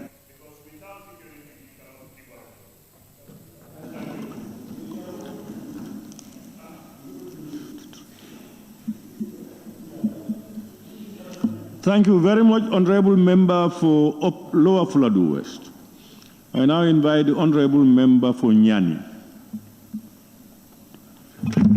Thank you very much, Honorable Speaker, for giving me the floor. Honorable Speaker, first of all, I would like to recognize the presence of the Vice President and also the Cabinet Ministers here present. Honorable Speaker, on behalf of the people of Nyani, we would like to sincerely thank and appreciate the efforts of His Excellency for fulfilling his constitutional mandate in accordance with Section 77(1) of the 1997 Constitution to provide an update on his administration performance during the 2023 calendar year with focus on governance, policies, programs, legislation frameworks, and plans for the future. Honorable Speaker, as far as the rainy season is alarming, it's not very far. I would like to center most of the points that I'll be debating on agriculture. Honorable Speaker, if you look at the State of the Nation's address, page 9, number 4, in the 2023-2024 season, the government allocated $1.5 billion for purchase of groundnut, acquiring about 36,659 metric tons. Honorable Speaker, if you look at the price of groundnuts, in which on behalf of the farmers, we should sincerely appreciate the efforts of His Excellency for raising the price of groundnut from 28,000 per ton, 35,000 per ton to 38,000 per ton. If you look at in 2022, the price for groundnut was 28,000 per ton, which is $28 per kilo. In 2023, meaning that there is an adjustment of 7,000. In 2023, which was $35,000 per ton, which is $35 per kilo, in which there is also an increment of 3,000 per ton. Now in 2024, it was $38, which is 38,000 per ton. And in 2025, we are hoping and yielding and appealing for the price at least to be increased. Now if you look at the issue of fertilizer, the same page 9, in which he mentioned, this year my government will distribute rice, groundnut, maize, and beans seeds to farmers to help them boost production. There is already enough fertilizer in the country. If you look at the price of fertilizer as compared to the previous years, in 2022, the price was $2,000. In 2023, it was reduced to $1,150, and in 2024, now it's reduced to $1,100. We are still appealing on behalf of the farmers for further reduction in fertilizer. Because if you look at the time in which the farmers used to purchase these fertilizers, at that time will meet the farmers in a very critical condition. They will be looking for what to eat at that time rather than trying to purchase or looking for fertilizer. Now you looked at education, Honorable Speaker. Honorable Speaker, if you look at education, the President made mention of numerous classrooms that are built by MRC Holland and other stakeholders or supporters or donor agents. As far as education is concerned and yearning for development is concerned, the life and the livelihood of the teachers must be looked at and put into due consideration. It is very disheartening sometimes. There are certain areas, if you go there and look at the life and the condition of the teachers, it is very hard. And other teachers also are in very far distances, especially far to reach areas or hard to reach areas that they call it sometimes, in which I feel we need to give due consideration, as the Honorable Member for Upper Florida mentioned. Lower Florida, we don't need salary increment. What we need is salary restructuring. As long as we did not come and advocate for restructuring our salaries, we will increase the salary today and the tax will also increase as well. So if you look at it, 95% of what we are increasing will even go back to tax. Now, the other issue is under the Ministry of Trade, Industry, Regional Integration and Employment, in which he made mention in his speech in giving a consideration and reduction on food items, especially the cost of rice. 95% of the compound heads are getting sick, they are getting tired. Sometimes the Njai Kundankas even decided to run away from their families because of the price for rice. But thank God, at least it is mentioned in the Suna address that that issue will soon be addressed. Honorable Speaker, under the same thread also, where they made mention of foreign exchange. If you look at this foreign exchange, especially the use of CFA in our country, if you look at the use of CFA in our country, it is not in any sense controlled. You will go to this particular area, the price is $575. You go to another area, they will say it is $580. Others will even tell you it's $600. I guess we must come with a mechanism of controlling the foreign currency in our country, because there is no way that we can use our dalasi in Senegal. Even the closest village in Senegal, you go there with your dalasi, you cannot use it. There's nothing that you can do with it. And if you look at the CFA, it's even in the heart, in the capital of this country. I think there is a need for us to put up mechanisms, to put up plans in order to solve that particular problem. Honorable Speaker, on that note, I thank you for giving me the floor.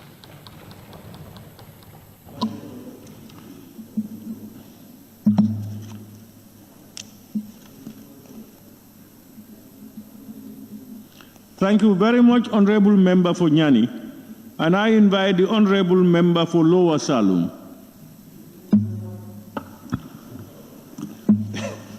Thank you, Honorable Speaker, for giving me the floor. Let me also join my colleagues and thank the Office of the Clerk for the draft agenda that was scheduled for this SONA. And in the same vein, also thank His Excellency President Adama Barrow for fulfilling his mandate, Section 77(2). Honorable Speaker, this SONA this year is in an advanced stage. It's what we expect from the executives to give, to furnish the President on issues that affect the citizens. Honorable Speaker, I also join my colleagues to debate on the SONA. I will start on the Ministry of Agriculture. Honorable Speaker, yes, members, especially the member for Nyani, talked about the fertilizers issue. Honorable Speaker, much is spent on fertilizer, for subsidizing a bag of fertilizers in our country. Basically, just to remedy the situation of the farmers, which we are all yearning for. But, Honorable Speaker, the level of our farmers, the minister is here and his technocrat, to adequate, inform if I am wrong on the statistics that I'm going to give. A bag of fertilizer, a ton of 1 metric tons of fertilizers. The statistics that I get, they said $50,000 for a ton of fertilizer. If that happen, means a bag is from the government side, it's from $1,350. A farmer to get access to a bag of fertilizer. Means a bag of fertilizer then will cost $1,150 from the farmer. Yes, though the ministry, they are doing their quota to get easy access to the fertilizer by the farmer. That cannot give a depth to the rainy season. But there is a company here, and a citizen company, that's Eco Soil, that are producing organic fertilizers. I think Honorable Minister is here. Why not we engage those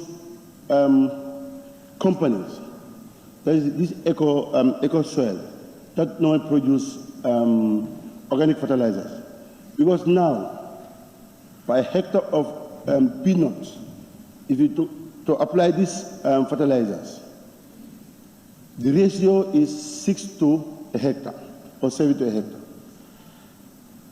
And at the end of the day, the impact on the fertilizer that we normally import, that we are going to consume, because we know again that the way it manufactures. Why not we go away, not particularly going outside the this fertilizer that you normally, but we introduce again to the farmers the organic fertilizer that was produced for our country.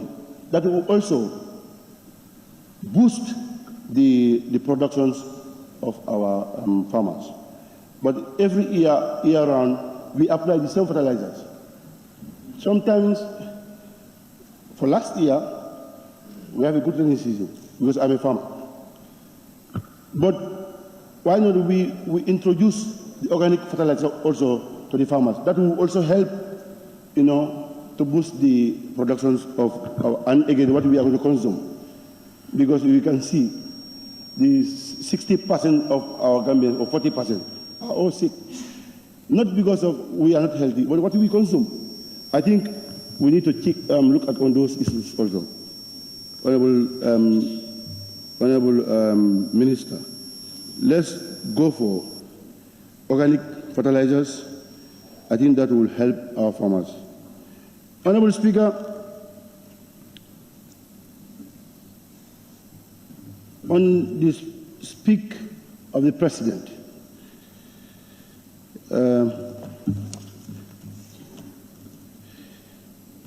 he talked about something sensitive on me, that which I am 100%, make an evidence on this. That was approved by the Parliament disciplinary.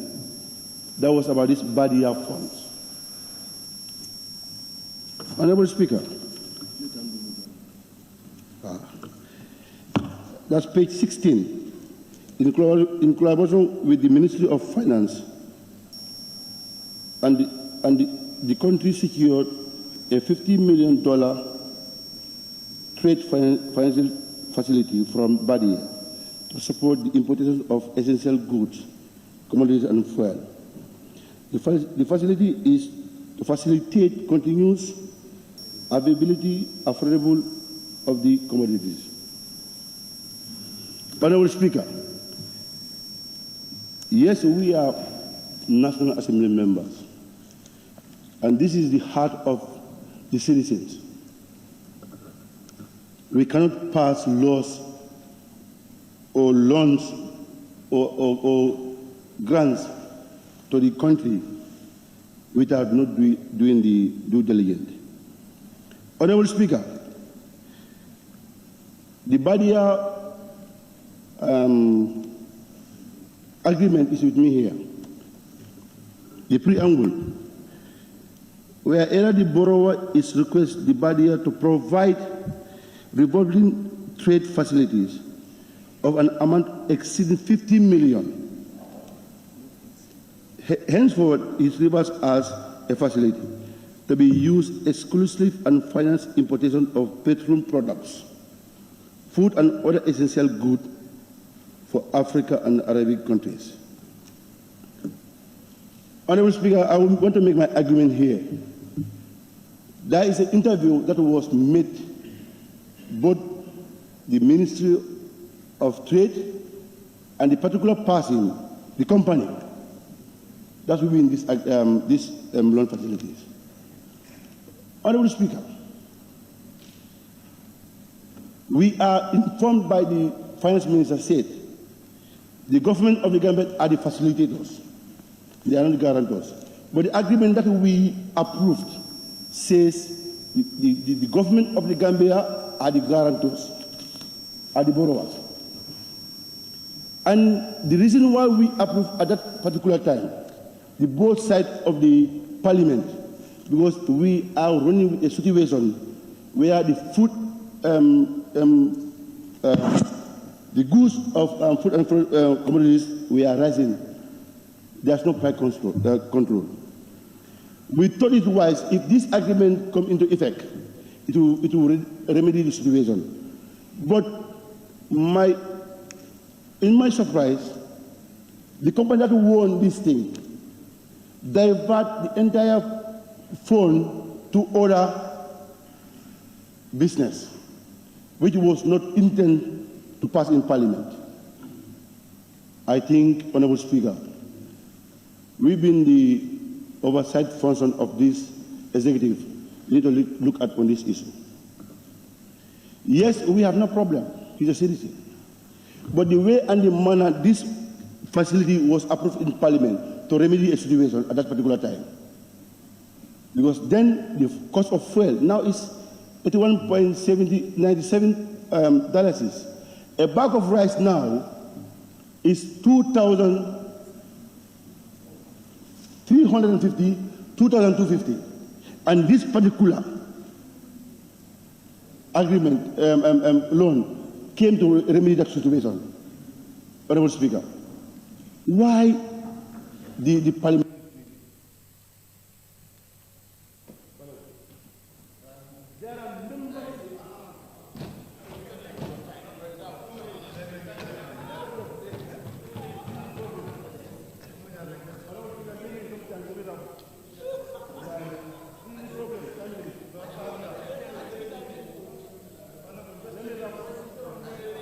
Thank you very much, Honorable Member for Lower Salute.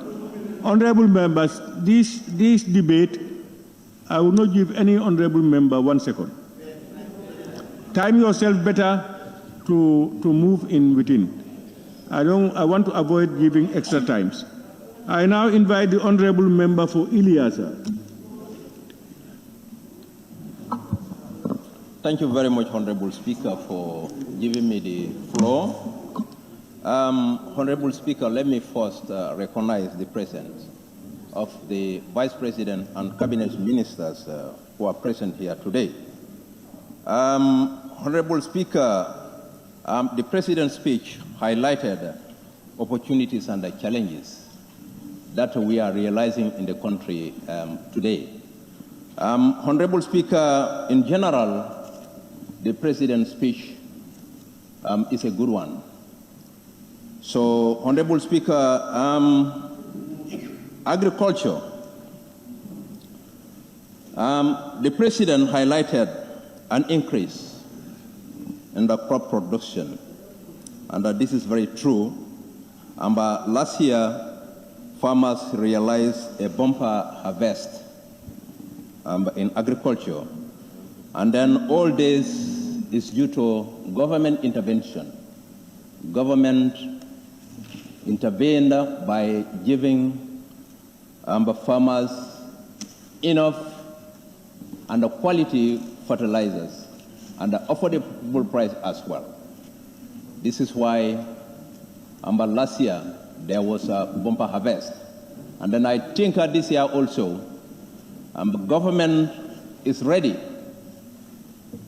As stated by the President, the government is ready to supply or distribute seeds like groundnut, maize, beans, and so on to farmers. And already we have enough fertilizers in the country, and the distribution is currently going on in all the regions in the Gambia. This is what is expected of the government. What is expected of the government, that's what they are doing. So this year also, we expect there will be a bumper harvest as far as crop production is concerned.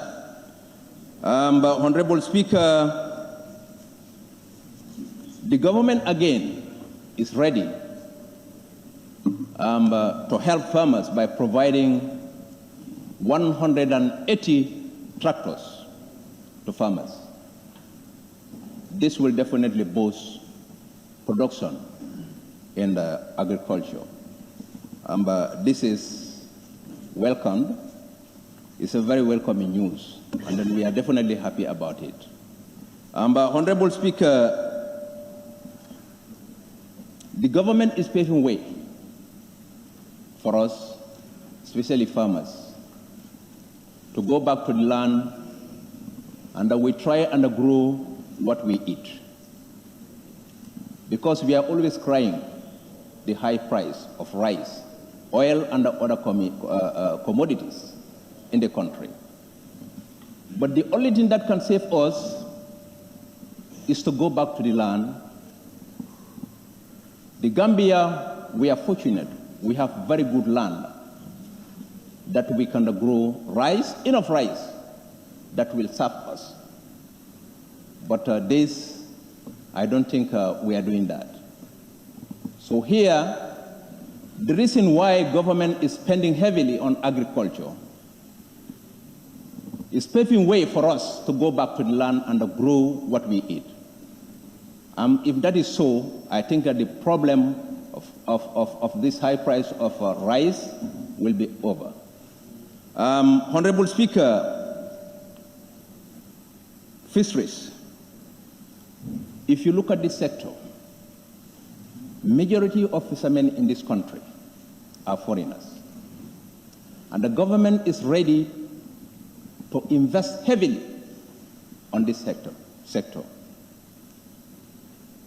So it would be better for the youth of this country to try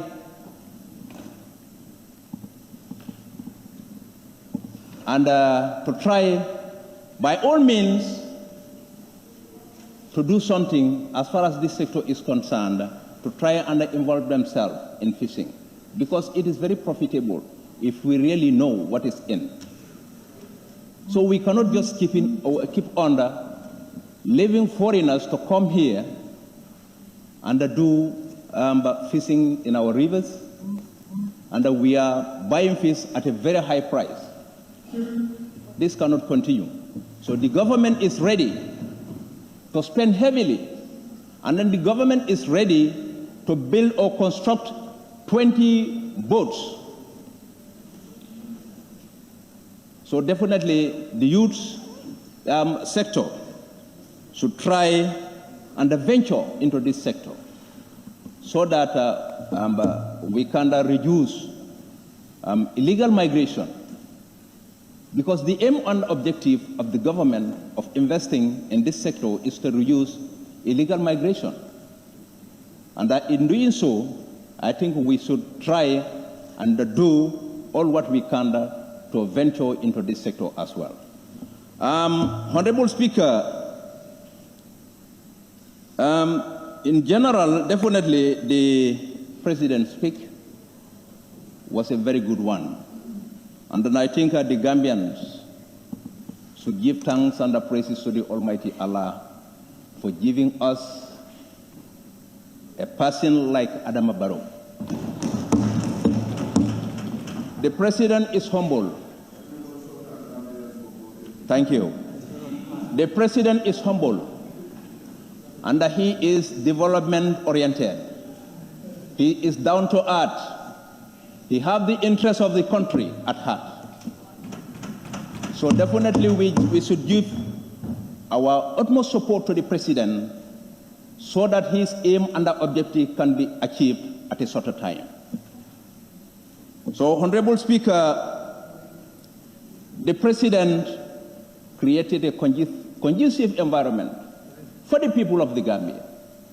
This is why people like me, we are free to say anything in the country.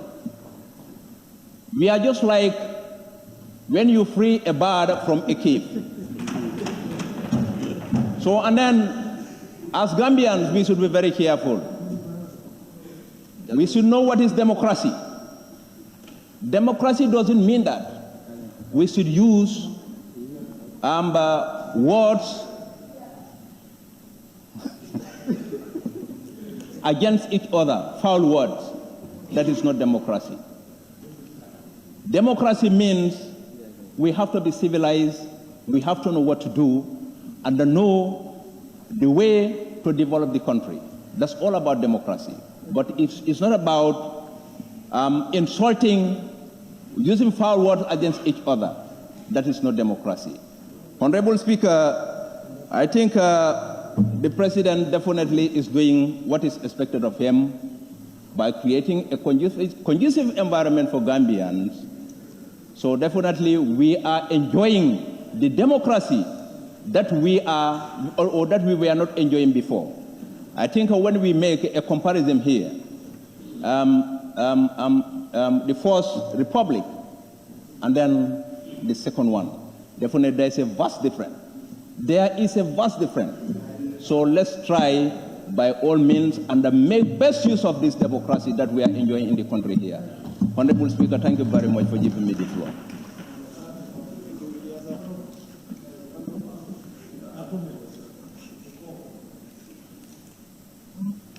Thank you very much, Honorable Member for Ileasa.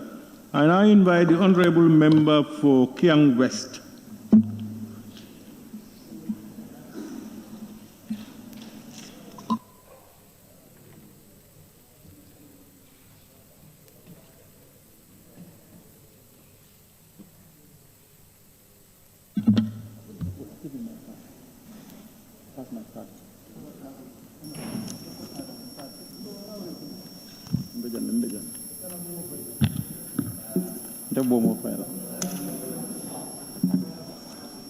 Sorry. Honorable Speaker, colleague, honorable members, Vice President and Cabinet Ministers, good afternoon. Honorable Speaker, going straight to the subject that is a discussion on the SONA that His Excellency has presented on, I want to start this deliberation with the Minister of Fisheries and Water Resources. I saw the Minister. I am not sure if he has stepped out. Honorable Speaker, during His Excellency's deliberation, he has talked about 20 fishing boats that were bought and initiated by the Minister of Fisheries, given to beneficiary communities. We want these things to be clear. We want to know the specification of these boats during the response. What type of boats are these? And we would like to know the beneficiary communities of these various boats. The amount of fund that has been spent on the preparation and the building of these boats, we would also love to know. What is the amount of fund that has been spent on these 20 boats? We would also like to know if the ministry has done an assessment to assess the impact of these fishing boats on the various communities so that we can try to see if this was a beneficial endeavor or it was just to score a political capital. However, Honorable Speaker, I want Honorable Minister of Fisheries or the Vice President to explain to this August House how Fisheries Development Fund $80 million has been spent. And I would love to be explained with the Minister of Finance if this $80 million has been audited, and if no, why was it not audited? Has it also gone to the Consolidated Revenue Fund when it arrived? $80 million Fisheries Development Fund 2023. We want to know how it has been spent, and we request for an immediate audit for this $80 million Fisheries Development Fund. However, Honorable Speaker, to economic issues that the President has talked about, I think there is a lot of revenue that is bypassing the national revenue structure. If you go around Westfield and Bambo, this is a cluster for the black market of foreign exchange. We have a revenue structure that is built, and we have people that are sitting to monitor to ensure that trading, as far as foreign currency is concerned, taxes are levied on institutions that pay tax and establish structures, and this is supposed to go through those structures so that government realizes revenue in this. But anytime you talk about this, minister will tell you, we don't have evidence of this yet. And do you expect us to hold somebody's hand and bring it to Minister of Finance and say, this person is trading in this? It's not possible. But anybody who moves around Westfield and Bambo Serakunda, you know it's a cluster. It's a whole cluster for black market. And if you question, where do they get those currencies? Where do they get access to currencies? Those people that are putting currencies in hundreds of thousands of foreign currencies, where do they access them? We need to question central bank about this. We need to question Minister of Finance about this. And we are all giving depth here to this. These are some of the things that are killing our economy. And there are people who are putting those bypass revenues to our general revenue structure in their pockets because it's not ghost. Honorable Speaker, away from that, I think it's quite important for us to ask questions to the Minister of Interior, security issues, particularly about the drug issues that we are confronted with in our country. Where is the drug coming from?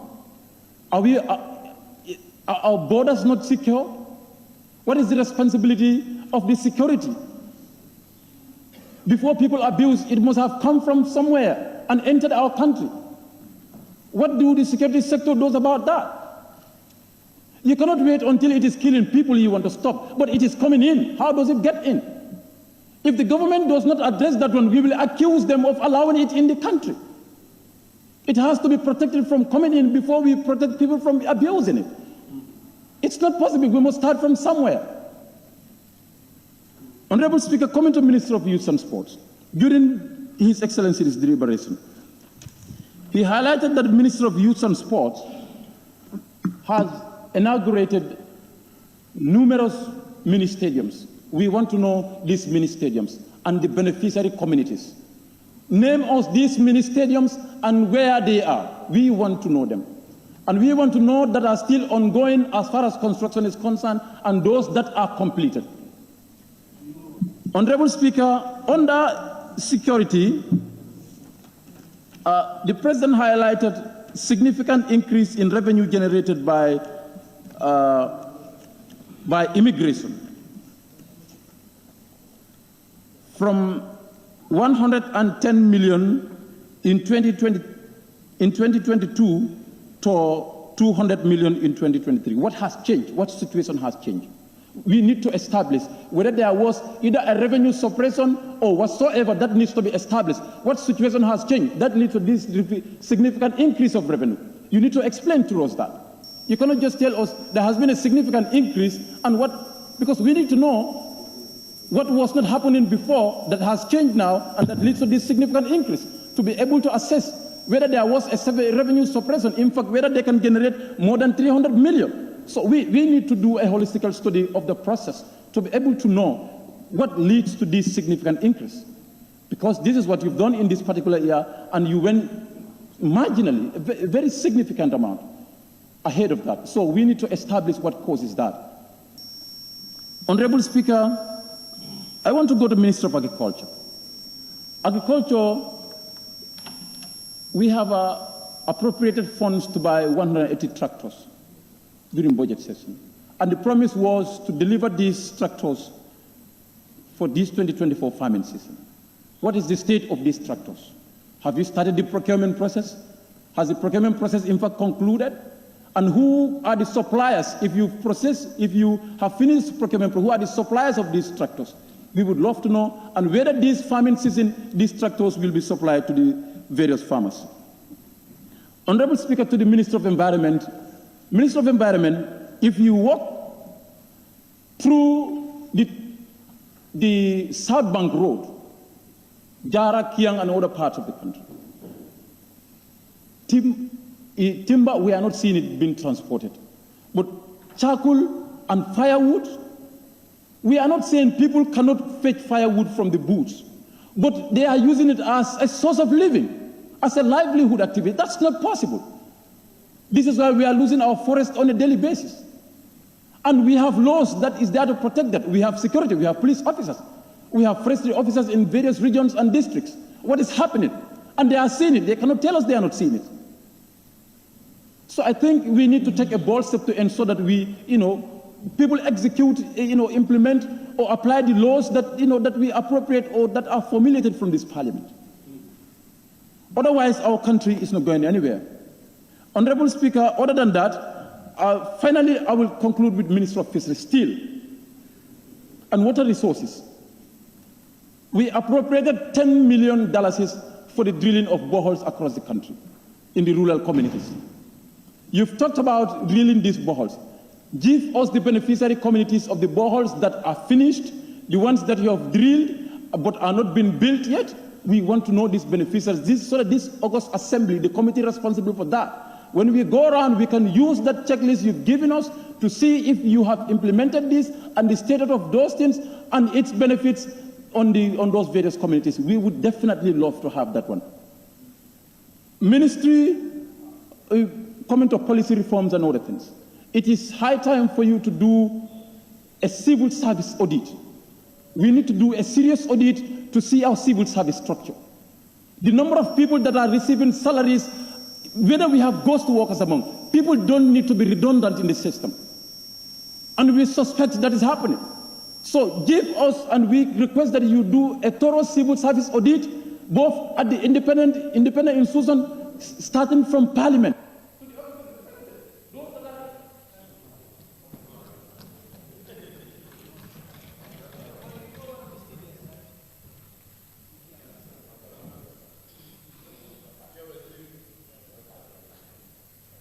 Thank you very much, Honourable Member for Kiang West. I now invite the Honourable Member for Sabak Sanjal. Thank you very much, Honourable Speaker, for giving me the floor. First of all, I will want to join my honourable colleagues to participate in this important debate. But before going any further, Honourable Speaker, I just want to remind us that the President, in fulfillment of Section 77, which I will want to read so that we would understand the scope in which we have to debate. I think it's important. The President shall at least once in each year attend a sitting of the National Assembly and address a session on the condition of the Gambia, the policies of the government and the administration of the state. This is why we are here today. You don't expect the President to tell you that I have allocated $50 million to build health centers. Now you want him to tell you that in that health center, we will buy paracetamol, we will buy injections, we will buy this, we will buy that. That is not what we are expecting from here. We have to understand the reason why we are here. If you want the President to tell you all these things, you have other ways of getting these answers from them. You have other methods of getting these answers from the ministries. You want to get the specific of a particular boat that was bought, how it was procured, the amount that was spent, the supplier. If you want to get those things, you have other ways of getting it. Those are not specifics that the President will address in the State of the Nation address. We have to understand this. You expect the president to address you on policies of governance, on administration. This is what you expect from the State of the Nation address. Sometimes we need to understand these issues. It's very important. Honorable Speaker, I will want to come to the Ministry of Transport, Works and Infrastructure.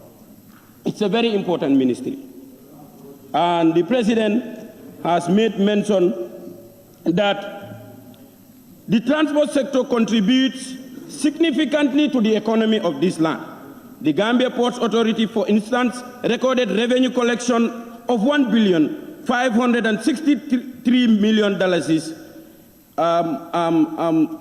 in 2023, representing a 2% increase over the $1,534 million. And this is what they are spending on road infrastructure. So this is telling you that the funds, the local government funding, the revenue that we are mobilizing, this is what we are using. This is what the government of the day is using to spend on our roads, instead of what going on loans, lending, which will be to the detriment of our own grandchildren. So you see, they are focusing on the future. They are not only limited to what they are having now. So they are trying to generate revenue through what? Resource-based mobilization, to make sure that they have enough resources to build on roads and to develop our infrastructure. And if that happens, what happens? The economy will what? Grow. I think that is very key and very important. You go to trade, industry, trade and regional whatsoever, trade, industry, regional integration and employment. And he said recent measures to mitigate external shocks thus include stabilizing prices and ensuring the availability of essential food commodities. Furthermore, we are now giving priority to vessels carrying essential goods to avoid undue charges, and we provide subsidies for flour and fuel. Now, I have been saying this, transportation is very key and very important. So if government is subsidizing fuel, you know what that means? It means the transport of that particular goods from Banjul to the rural areas, to Basse, to Farafenye, the transport cost will be what? Cheaper. And if transport costs on basic food commodities are cheap, that means the basic food commodities will be cheaper. I think that is a step in the right direction. Sometimes it is good to criticize government, but when you criticize based on facts. You criticize based on merit, because your criticism should have a great impact on the what? Economical growth of this country. And it's very important. And that is why the government of the Gambia, in collaboration with the National Assembly, I can say, we approve $50 million US dollars. And that is what the president is saying here in his State of the Nation address. He said, in collaboration with the Ministry of Finance, the country secured a $50 million to do what? Trade finance facility from Badia to support the importation of essential food commodities and fuel. So it means this $50 million, the government of the Gambia has taken it as a loan to help our businessmen in the country, to make sure that, because what they always complain of is having foreign money to go and import these goods, because they cannot take our local currency, which is the Gambian dalasi, to European countries, to other countries where they have to import these basic commodities. And that is why the government has taken this step to take this loan on their behalf, so that when they give in this foreign money, they will be able to have enough foreign currency to import these local goods, these basic commodities. But my problem with this is, which I said when we were approving this, is it going to the right people? Is it going to the right businessmen? This was my question. Because if we take this loan on behalf of businessmen and you attach some conditions which will deter our local businessmen from getting access to this, the purpose is defeated. And that is what has happened. You have attached certain conditions to make sure that only one individual will qualify to get access to that loan. That means you are not encouraging diversification. It should have been left open for all our local businessmen to have easy access to get this funding, so that they can import oil, they can import rice, they can import basic commodities to make sure that we have the basic commodities, the prices on basic commodities at a very cheaper price so that it will be affordable to the low-income earners. Imagine if government is taking these steps. I think those that are implementing should be held to account. They have to make sure, because intention and realities are two different things. The intention you had in approving this 50 million, I mean, the intention has been defeated. So these are certain things that we need to look at. Honorable Speaker, when it comes to Ministry of Digital Economy, as alluded to by the Honorable Member for, Lower Flood West, this is a ministry that the Gambia should be supporting. We are incubating this ministry. It's in a very, very crucial stage. And if we make sure that we empower this ministry, we will make sure that we have what you call digital resource mobilization systems in the country. And that will enhance and boost our economy. We should start looking at these things. I understand there are certain infightings. We understand we are in the system. People will be fighting you when you are doing the right thing. But we are here as National Assembly members to make sure that the affairs of our people are defended. And we will make sure that whatever it takes, as stated by the President in his State of the Nation address, in his conclusion he said, there is no turning back and no slowing down for us. We are development oriented and consciously guided by the plight, needs and aspirations of the Gambian citizens from whom we derive our legitimacy. This is very important. Every National Assembly member, every member of the civil service, public servant, we all have to understand that this nation belongs to us. Whether you are part of the ruling government, whether you are not, whether you are independent, whether you are an opposition, this nation belongs to us. And we will not allow anybody to set this nation on fire. We will make sure that we protect the lives of our citizens. We will make sure that whatever it needs to be done is done and at the right time, at the right moment. And I think whenever we are doing things, we have to put this at the back of our mind, that when we came in here, we all took oath of office, and also ministers. Let's have this at the back of our mind. We owe responsibility to the society. We owe responsibility to our own people. So whatever it takes to make sure that we do the right thing, let us continue doing it. Honorable Speaker, coming to national security. The President in his statement says, in 2022, 1,002 traffic cases were registered, with 922 registered in 2023. The decline is linked to increased police vigilance and community policing strategies. This is very important. At least you have learned from your mistakes.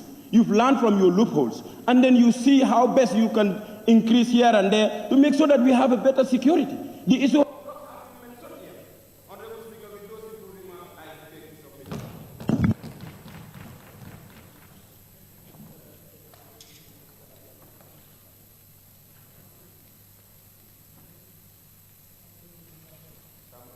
Thank you very much, Honorable Member for Sabak Sanjal. I now invite the Honorable Member for Fonyi Kansala.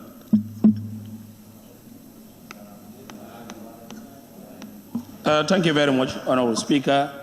I thank the Vice President for ably representing the President, and I also say Assalamu alaikum to all members for a successful Hajj that the Vice and us and other honorable members have enrolled to the Kingdom of Saudi Arabia. Honorable Speaker, please allow me a minute to thank the Kingdom of Saudi Arabia through the King of Saudi Arabia, King Salman, for heavily sponsoring my trip to the Kingdom of Saudi Arabia. I pray to Allah subhanahu wa ta'ala to widen the scope of the Muslim Ummah and the entire country at large.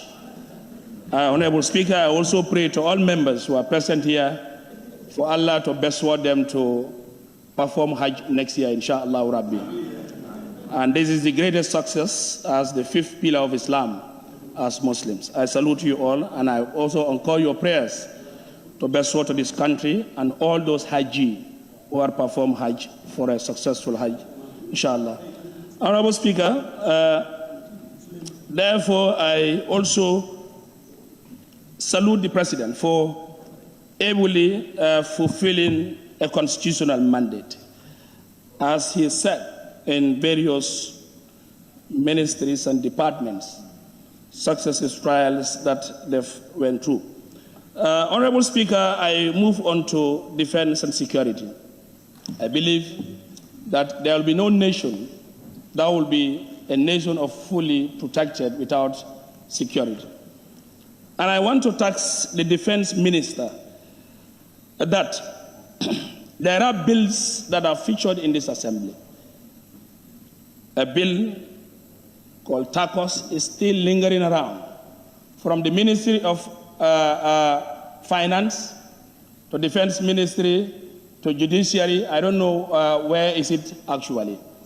And I believe any nation could move without augmenting the security and the enumeration of securities. I've seen the National Security Bill, so National Security Council Bill is already in place. But it is 5 years today, TACOS is still lingering. What is the problem? Vice President, I want you to help us. Where is this bill hanging? Why is it hanging, and why is still not in these chambers? We want to know. Because this is where securities will also have their upright eyes to see, and changes will also begin in the security apparatus. Honorable Speaker, in Interior, we've learned as Immigration Department that 2 million was registered in 2023. And now looking at the third part of it, about 104 in 2022. This is not a surprise. I think the government needs to be very serious in this angle. Our last visit, we told Bundung alone, a month of collection, $2 million to $3 million is Bundung alone. Serekunda, 2 to 3 million monthly collection. So now, if we have such institutions that could be able to avail and give us financial aspects, why are we not empowering this? And the saddest of all is this, Honorable Speaker, to the Vice President. The immigration officers in Bundung Kakunda and Serekunda will use private vehicles to go and do collections. Collections, private vehicles. Now, if they're not empowered, this is why you see the drop of financial losses. So I think we have passed that age. If we bestowed a formidable task force like immigration in collections of our money without putting the right foot in, it will be a challenge. So I put this to the Minister of Interior to have a look onto immigration and find a befitting solution in this current situation. Honorable Speaker, in digital economy, we've talked about ID card, and I know we have issues in our national ID card. You go to a Canifin, they'll give you 1 month, 2 months. It's still a challenge. And it's an allege that we've had that the current predicament of ID card has been issued to a Ghanaian company. Honorable Vice President, we want you to avail us if that is the case. If not, let's look at inwards. We have software developers that will be able to control and take ownership of our ID card system in the country. Rather, outsourcing and giving to other companies outside. What is the problem with us? So I think we should graduate with some of those issues now. So without which you now to your own national ID card is a challenge. And the problem is your data is outside. You don't have access to certain privileges of your data. It's all controlled. Whatever you want to do, they'll now tell you, okay, wait, we'll give you this, we'll give you this. So I think we have to graduate from this. If issues of SIMLEX is history, let's look inwards and make sure we make a check on this. And the issue of GAMTEL, GAMCEL, I think it's high time for us to look at. And I could add this. Let's be very careful with our national assets. National assets are as important as our security. Technology, you outsource it, give it out. Other issues, you give it out, it becomes a challenge. And tomorrow, it will haunt us. There are other countries like Rwanda that had did it. Today, they're suffering. Before they had changed to fit their own issues is a challenge. So either looking partly, privatization of Gamcel, and selling out Gamcel, to who? And which of the companies? And what benefit do we have? These are all issues that I think the Minister of Digital Economy, through the Vice President, should also note this. Honorable Speaker, in the issue of education, we all know that Minister of Basic and Secondary Education, tertiary and higher education, is on reforms, university, MDI, the GTTIs, and whatever. But the biggest challenge that they have is funding. The President has alluded in his speech that he has given a lot of scholarship. But you realize that the problem that MDI or GTTI or UTG is facing, give scholarship, but paying those scholarships is a problem. So we want you to take us through or put us that what is wrong with the Minister of Finance in alleviating monies to those respective scholarships. If UTG has no money, you just give a paper and a course scholarship to people. After paying, it becomes a problem. I think I could remember last year, over 100 and something million, both GTTI and UTG had an arrears in terms of scholarship. So I believe these are all issues that could also help the institution and make it better for its growth. And again, TVET education is also key. But the problem that we are facing is TVET educations, for example, Demban is up running. I disagree with the speech of the President. I think he is not much informed. Kanilai is still stagnant. No water, underdevelopment. Some of the issues that are supposed to do is not there. So there is no learning going in Kanilai. It's only in Demban that is ongoing. So I want to make that correction. So I also ask people who are giving information to the President will also be able to avail and make it fine-tuned. And I also put this, that they've also talked about SIG for enterprise, whatever. SIG for basic and secondary is a challenge. Instead of coming with a new one, why can they augment and see a change in the current SIG trial that is going in schools? Honorable Speaker, finally, I may last my part into the Ministry of Gender. Thank God the President has alluded and also put record straight in issues of the ministry, and also the transformation agenda of laws, and also issues that are part and parcel in the Ministry of Gender. Number 7, if I may put through, it says, Honorable Speaker, note it's a private member bill to repeal the Women's Amendment Act 2015, currently on the way under review by the legislative while awaiting the outcome. Government remains committed to enforce the prohibition of FGM. I want to help the writers. We need to be sincere in what we put in papers. The bill before us is called Prohibition of Female Circumcision. And I want to inform the Ministry of Gender and the President that in the Gambia, we circumcise, but we don't mutilate. Therefore, we are guided by the laws of this country. Section 32 says, right of culture. Every person shall entitled to enjoy, practice, profess, maintain, and promote any culture, language, or tradition or religion. Section 25C1 says, right to religion. Every person shall have the right to freedom of practice, any religion, and manifest practice. So therefore, we are ready and committed. And we also... Honorable member, when your time is up, you please take your care.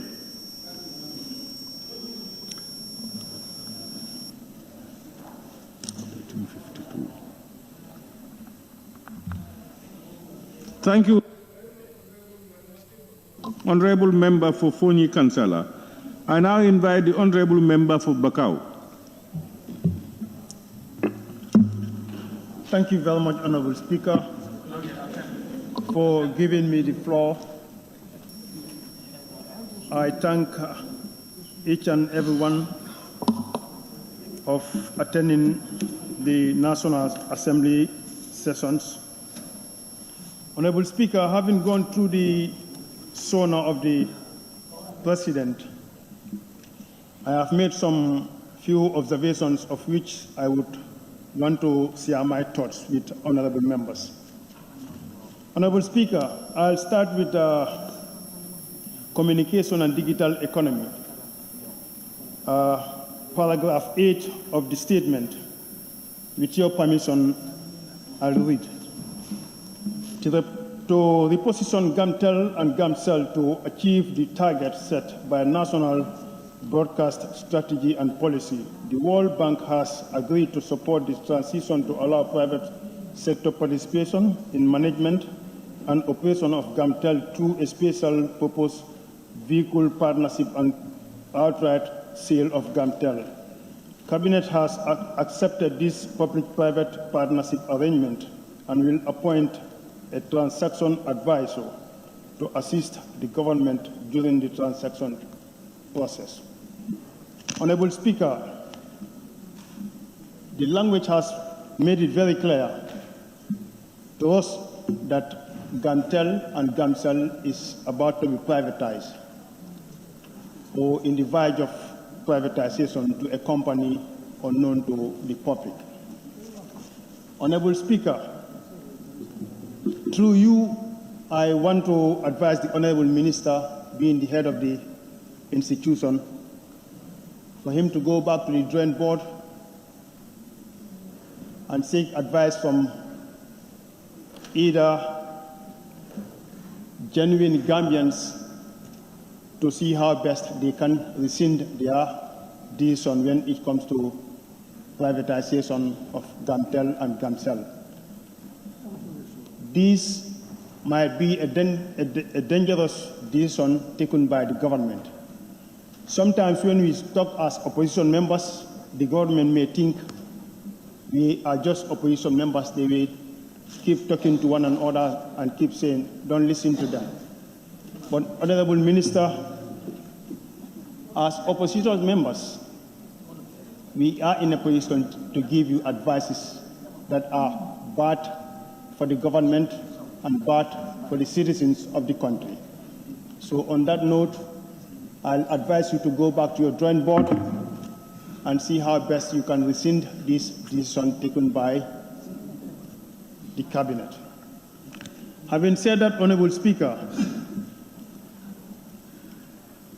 on health,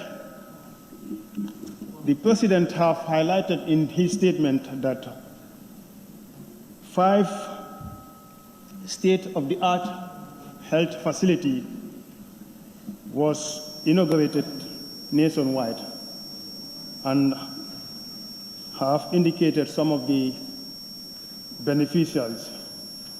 This is wonderful. This is welcoming to the country. And I'm sure each and every National Assembly member would like such a facility to be available in your constituency. But, Honorable Speaker, my worry is, will there be any sufficient drugs in these state-of-the-art health facilities? Because we have experienced going to the health facilities where drugs are always a problem. You will receive prescription from doctors advising patients to go to the nearest pharmacies to get drugs. So this is a concern to me that I'm putting to the Honorable Vice President to see how best there will be availabilities of drugs in these health facilities. Having said that, Honorable Speaker, the President talked about security, and I'm very much aware that this was the best advice he received from the outgoing President,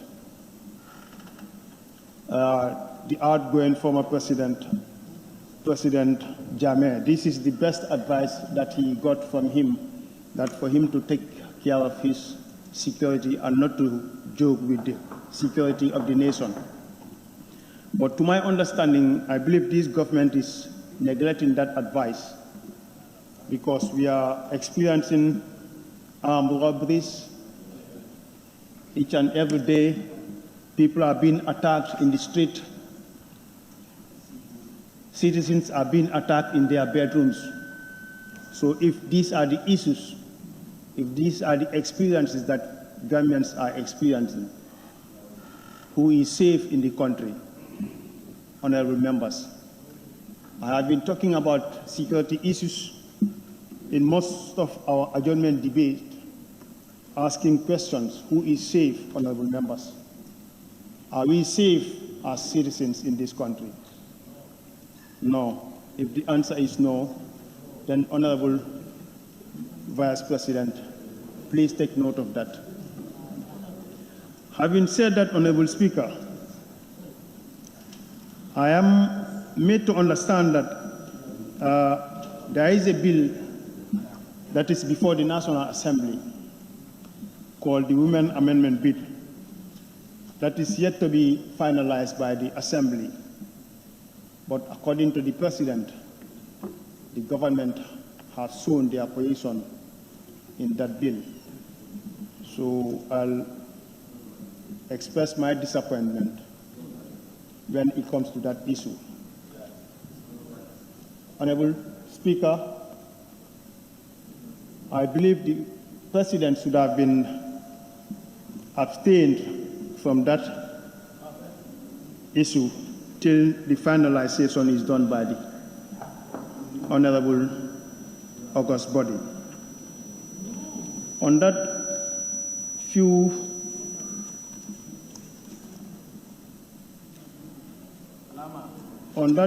observations, I believe, Honorable Speaker, I'll take my seat. I thank you for giving me the floor. Thank you very much.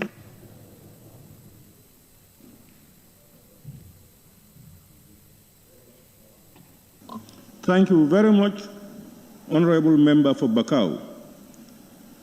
I now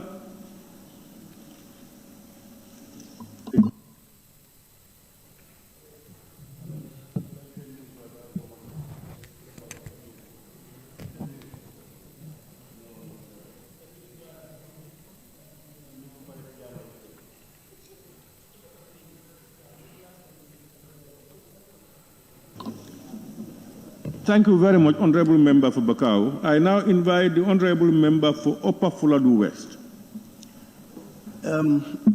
Thank you so much, Honorable Speaker, for giving me the opportunity to take on the floor.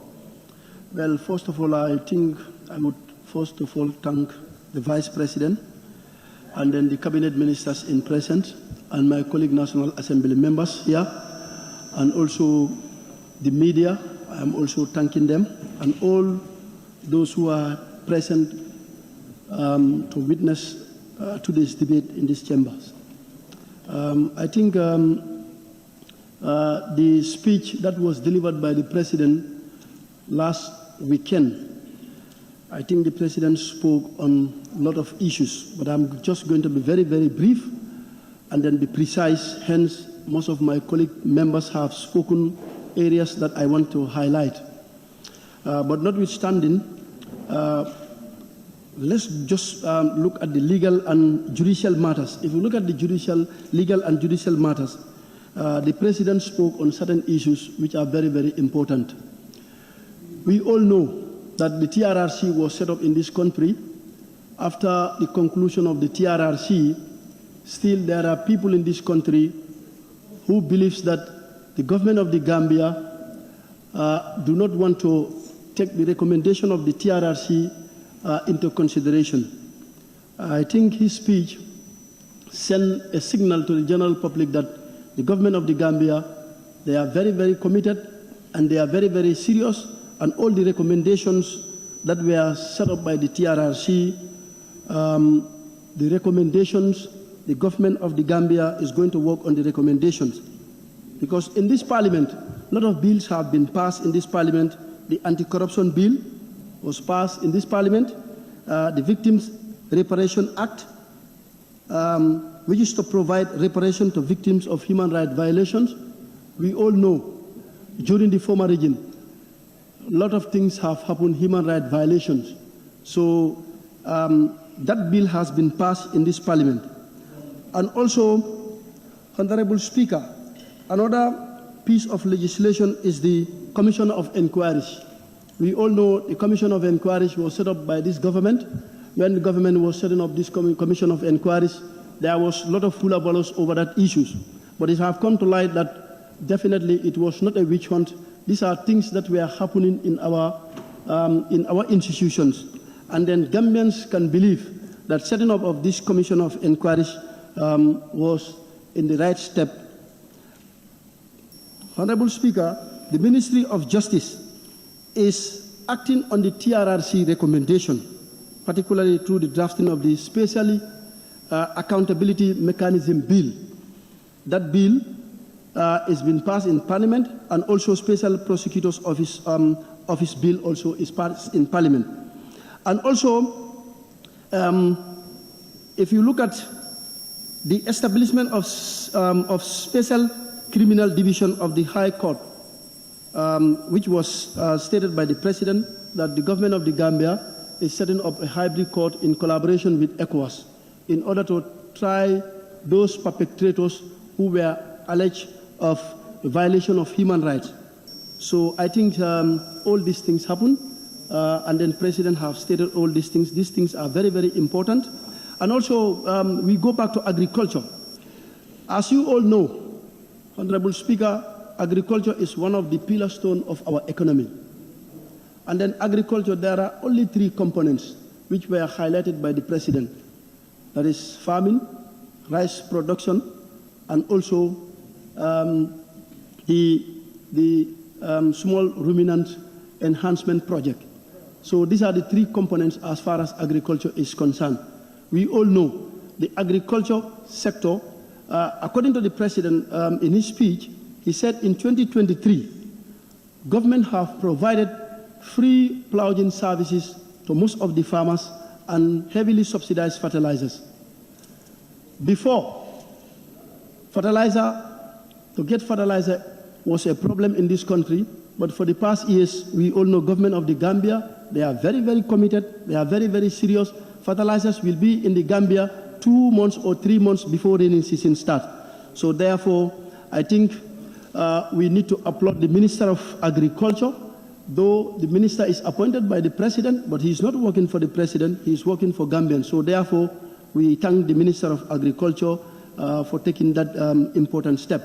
And also, if you look at the cereal production, according to the President, which increased by 21%, rice by 27%, and maize 25%, millet 14%, and sorghum 17%. So all these things are positive things as far as agriculture is concerned. We all know the rice that we consume in this country, 85% is imported. So if we embark on rice production, at least the number of rice that is imported outside will be reduced. So this is the target, or this is the plan set by the government in order to minimize rice importation outside. Now, agriculture contributed 24.4% to the GDP, and government spent over $1.5 billion. $1.5 billion is what government spent to buy fertilizers in order to subsidize it to farmers. And then, Honorable Minister and the Vice President present here, there is a concern that I just want to raise, though I know government is doing a good work and then they are trying to help farmers.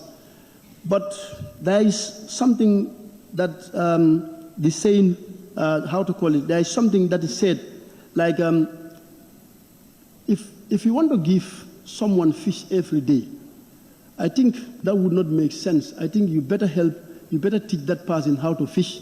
It's better than giving that person fish every day. The reason why I am saying this, we all know government of the Gambia, they are subsidizing fuel, they are subsidizing fertilizer. Vice President and Minister of Agriculture, is this sustainable? With the small economy that we have, is this sustainable?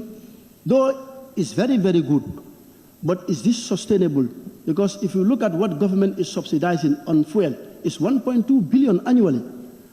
And on fertilizer, I don't know the total amount, but it's a huge amount. And then when the trade season comes, farmers, they want government to buy groundnuts at a very, very, very, very good price. The year before last, the ton for groundnuts was 28,000. Last year was 32,000, and this past season was 35,000 or 36,000. So, and 38,000. And then the farmers in this country, come 2024-2025 season, whether government is aware or not, farmers will be expecting nothing less than 40 or above 40,000. So, and then, yet still, government is subsidizing fertilizers. They are subsidizing fuel. Is this sustainable? And then Gambia is the only country in the world, like if you look at whereby this fertilizer subsidization is taking place in the sub-region. Gambia is the only country doing. So therefore, I think we have to give tap on their back as far as the good work that government of the Gambia is doing. This shows that how committed the government of the Gambia, they are very, very committed in order to address the problem of the farmers. And also, the number of, how to call it, the government was able to possess 36,659 metric tons of fertilizers, which shows how committed and serious the government is trying to address the issues of agriculture. In 2022, only 10,000 metric tons of groundnut was possessed in 2022, only 10,000. And in 2023-2024, rise to 36,000. So that shows you that the government of the Gambia is very, very committed. And then in 2025 season, government has planned to cultivate 5,000 hectares of land for rice. And then as far as rice cultivation is concerned, we all know in Parliament here last year, what we budgeted for agriculture was around $800 million. But a local person who is sitting down here, when you said 800 million, is huge. But in agriculture, as far as rice production is concerned, is very, very, very, very small. So as a country, agriculture, health, education, these are very, very important components as far as development of this country is concerned. So what I will ask my colleague honorable members, when it's come for budget session, let us try to look at the agricultural sector. Because like the total number of rice that we are importing outside, if we want to reduce it, obviously we have to invest more on agriculture. The Honorable Speaker, in education, in 2021, over 34,384 was enrolled over the past 3 academic years, and enrollment increases in 2022 to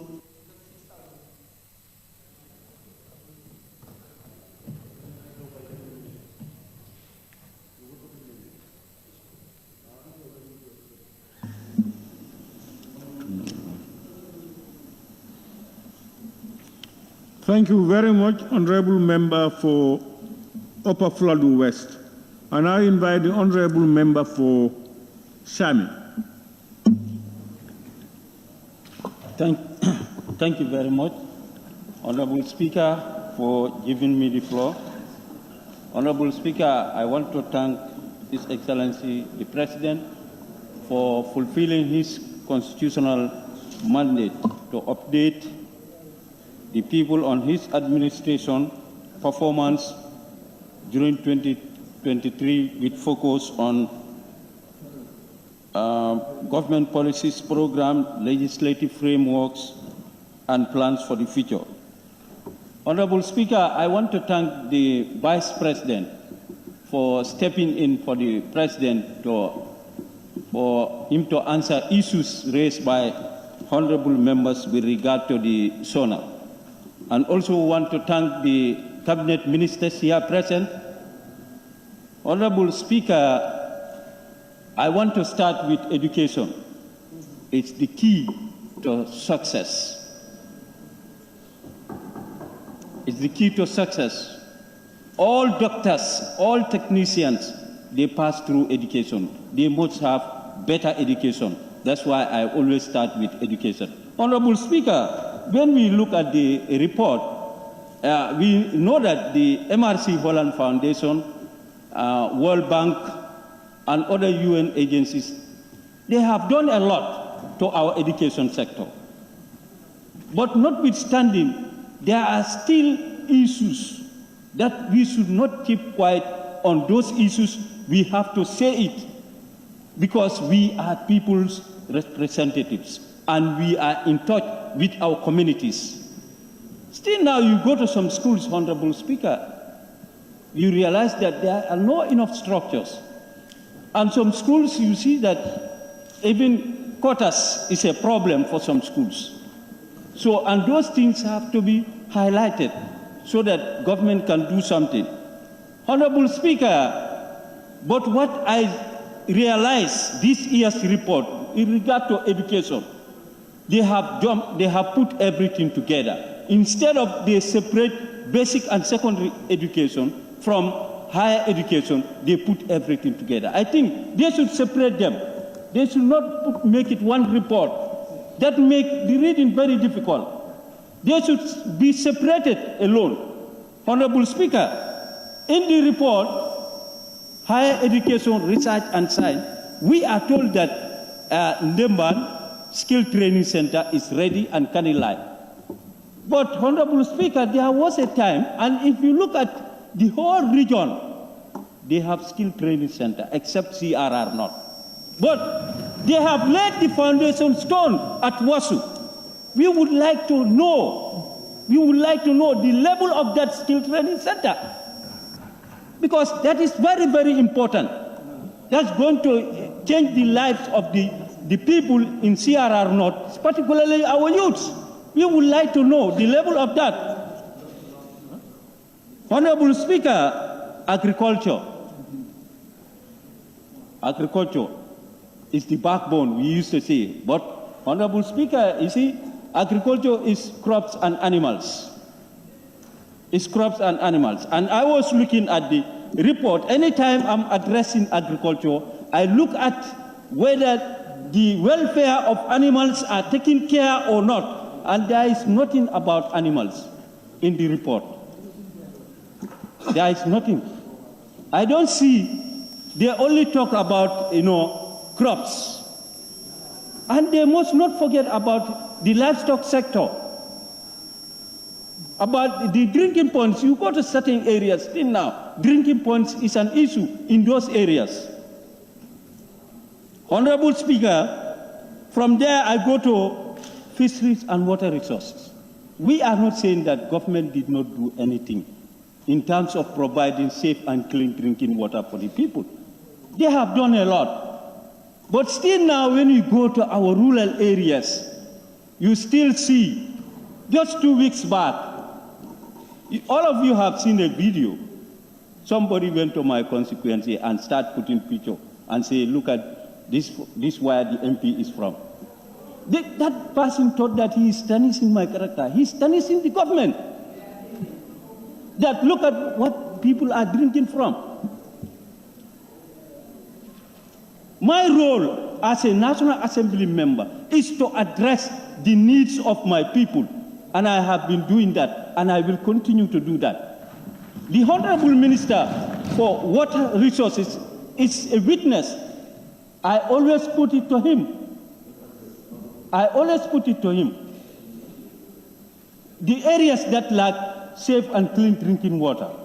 And that's what I can stop. But if somebody go out and say, yeah, he's tarnishing the government, not me. Honorable Speaker, if you look at the report, Honorable Speaker, you look at the report, page 35, that's about women. The famous bill, that's about Women Amendment Bill.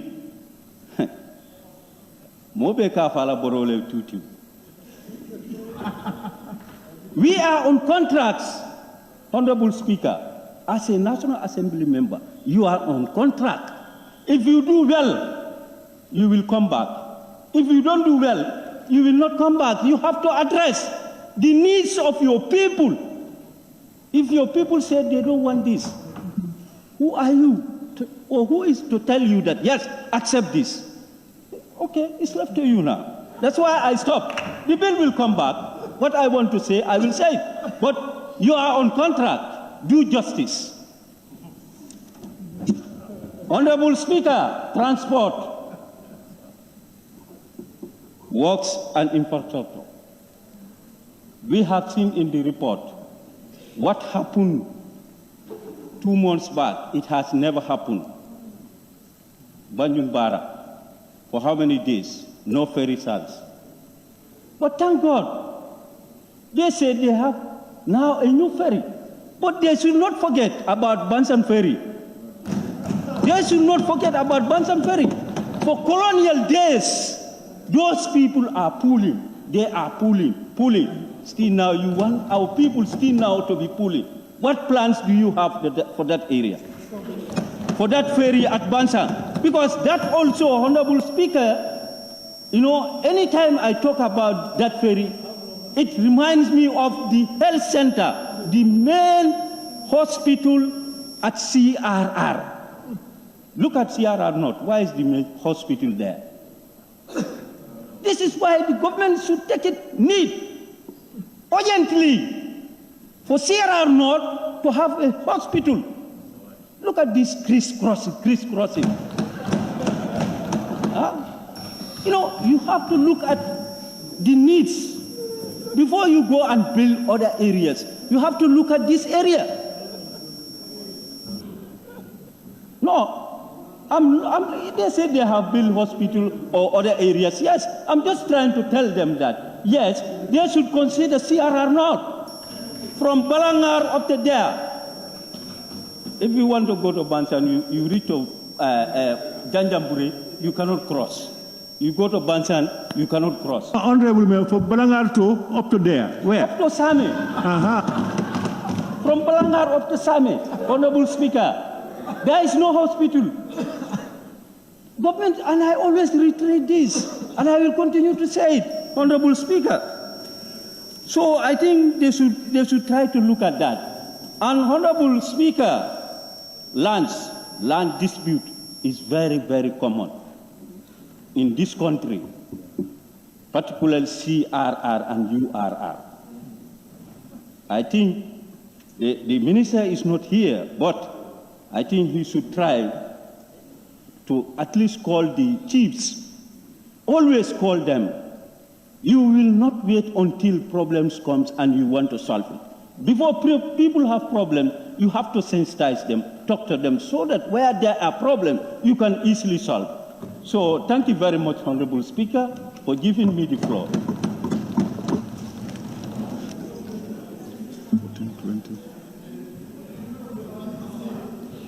Thank you very much, Honorable Member for Sami. I now call upon the Honorable Member for Brikama South. Thank you very much, Honorable Speaker. May I seize this opportunity to thank the President for fulfilling his constitutional mandate. And by extension, I want to especially thank His Excellency, the Vice President, and the Cabinet Minister here in presence. The document before us is the State of the Nation address that was presented to us by the President. First, I have some areas of concern that I want to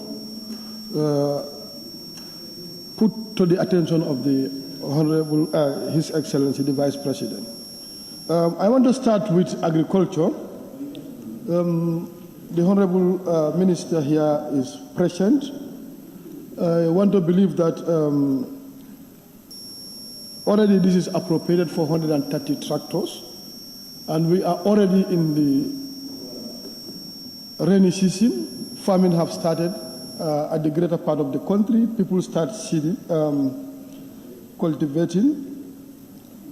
I just want to inquire from the Vice President at what stage are the procurement process of these tractors are they already procured?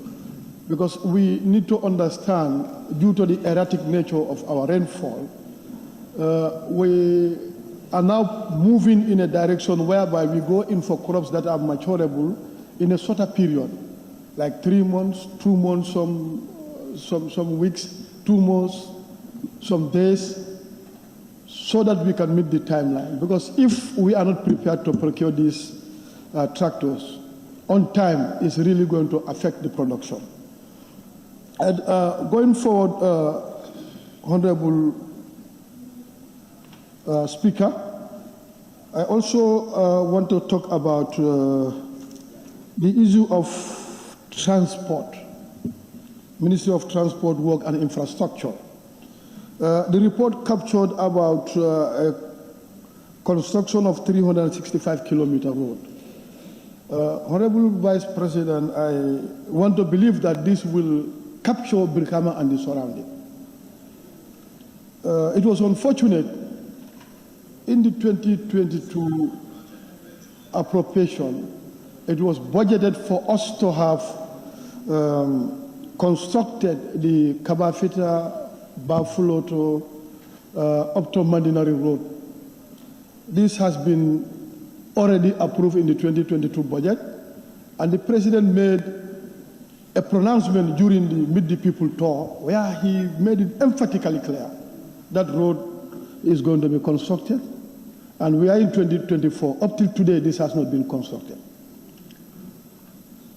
So I want to believe that this 365 kilometers will capture this area. And the other one, the former Minister for Works, I personally went with his team, including himself, the Brikama Jida up to Tubakuta Road.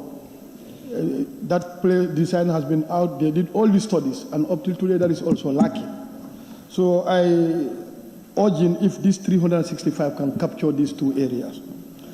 Moving forward, Honorable Minister, when you come to the trade ministry, Honorable Speaker, when you come to the trade ministry, I want to single out the issue of the trade financing project of $50 million US dollars that has been unanimously agreed by this parliament in order to help. This is a very important one.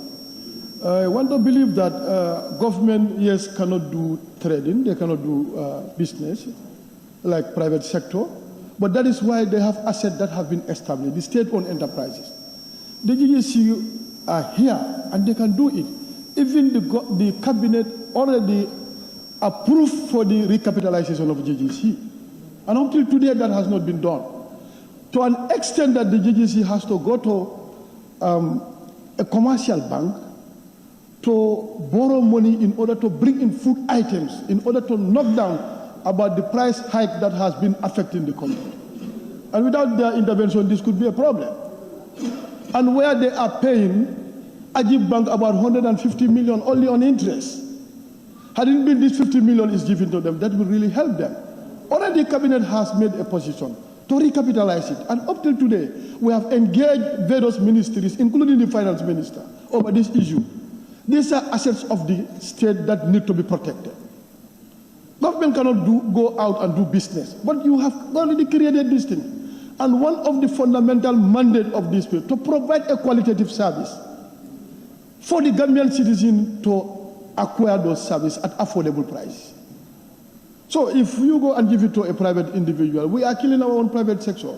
And I know there should be a competition, but we need to jealously guide these assets. They are important, they are there. And with all the struggle they are confronted with, they still constitute 50% of the GDP. We have to look at those things. And it's very, very important for us to look at it and try to fast-track the issue of recapitalization of GGC. But they went into the market. What they have exhausted it. The government chipped in to make sure they procure those groundnuts. But unfortunately, still people are in the field that they are unable to buy their groundnuts because it's already finished. So that is very, very important for the government because the groundnut that are procured is going to be market outside. We get foreign exchange. This can help us. Honorable Speaker, I am also looking at the area of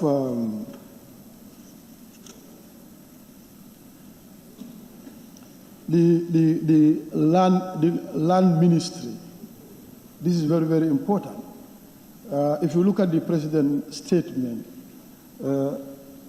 this is it's crystal clear there that they are working on the land policy is at formulation stage, which, to my surprise, it has been delayed for quite some time. Since 2017, we've been talking about the issue of land policy. You can imagine the number of estate developers in this country that are seriously encroaching into our agricultural land and even industrial land. We talked about the issue of cadastral mapping that will help the digital economy to work on digitalizing our own resources and revenue. These are very, very important, but up to today, and almost all the crises here are land-related crises. In my constituency, currently, the Busura and Talokoto land crisis is still in progress. We have reported to the ministry and we did everything humanly possible. In fact, last time, there was a fracas whereby some people sustained injuries. They were hospitalized in Brikama. I have to go and talk. We went to the governor, and a lot of commissions, the commissions have been done in order to resolve this thing. It was a court case, and the verdict was out. They are still insisting. The president talked about manual, but you have a lot to do. When you go to the extreme end of Brikama South, we have a very serious issue, especially when you come to the Daslame area, and this is between us and the neighboring country, where those contentious areas is currently remaining as a buffer. Nobody can use it, but because we knew very well these were our farmlands which we need to resolve. And that is why I sent in a lot of parliamentary questions in respect to the demarcation in that particular area. So the land policy is long overdue. I vividly remember in 2022, we even wanted to put in something in order to start this thing. But these are issues that is directly affecting the life and livelihood of the Gambian. We cannot wait donors to come in. We look at what we have, we look at the resource envelope. How much can we chip in and make sure that this is done? So it's something like I want to emphasize. Your Excellency, how best can we take it up from that end to make sure that this policy is out and regulate issues? Because all over the country, there are land-related crises.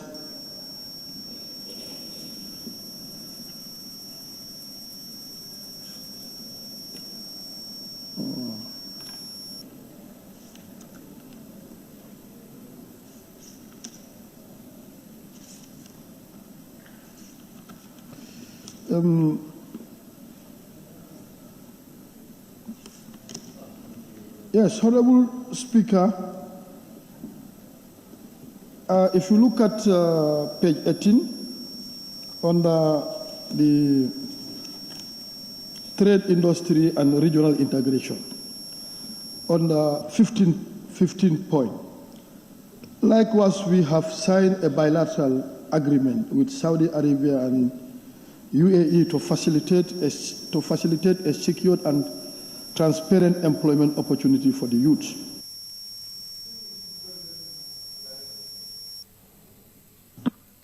Thank you, member for Brikama South. I now give the floor to the member for Janjamure. Who is that?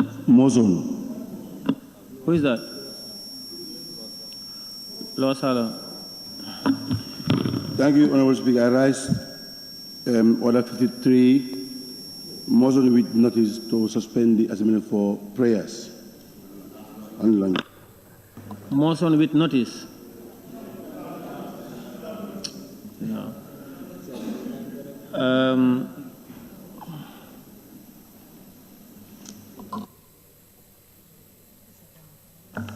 Can I take the floor?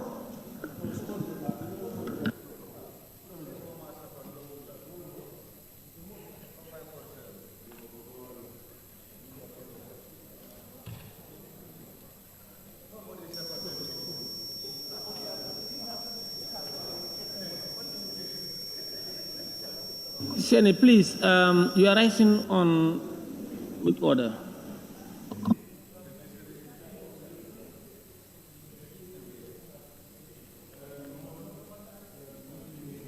Without notice.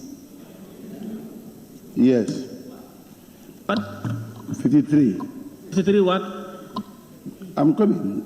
That was the process. Motion which may be without notice. That 53K, a motion agreed by the Speaker to be a matter of urgency. Yes. And what is your motion? We will suspend decision for prayers and lunch.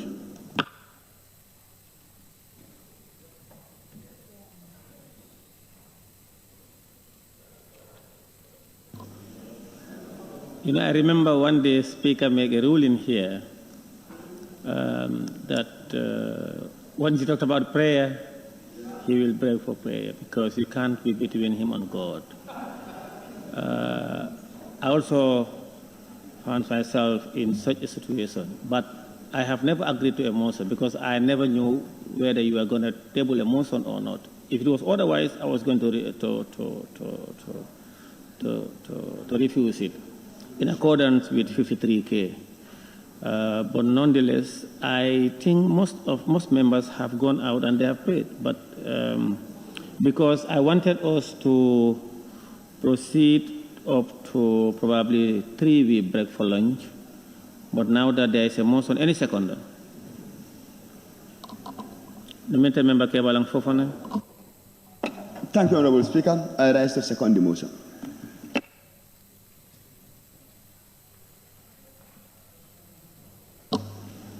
It has been moved and seconded that we suspend this proceeding for prayer break for and lunch for 40 minutes. Or 30 minutes.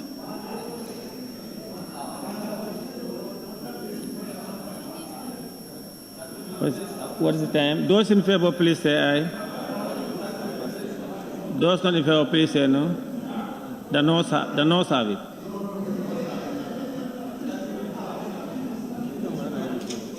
No, order. Please, order. Order, please. There was a motion and we voted. I requested those in favor. Nobody. No, Honorable Speaker. And I said the noes have it. Speaker. No, please. You either call for division or not.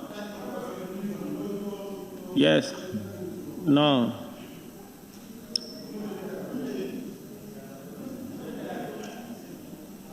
Division, let's vote. Those in favor of the motion, please raise your tax. 30 minutes. Those in favor of the motion, please raise your tax. The timing that you gave us. Don't use your mic. All right, 40 minutes. Those in favor, please raise your tax. 40 minutes is fine, yeah. 40 minutes.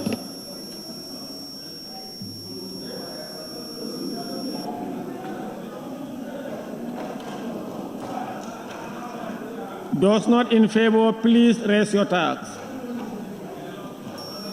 Those not in favor, please raise your tax.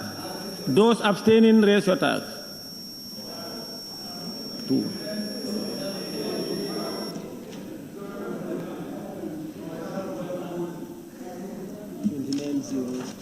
The results are as follows. Ayes 29, no 0, abstention 2. So the ayes have it.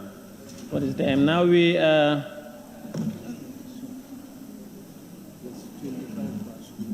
now is 2:36.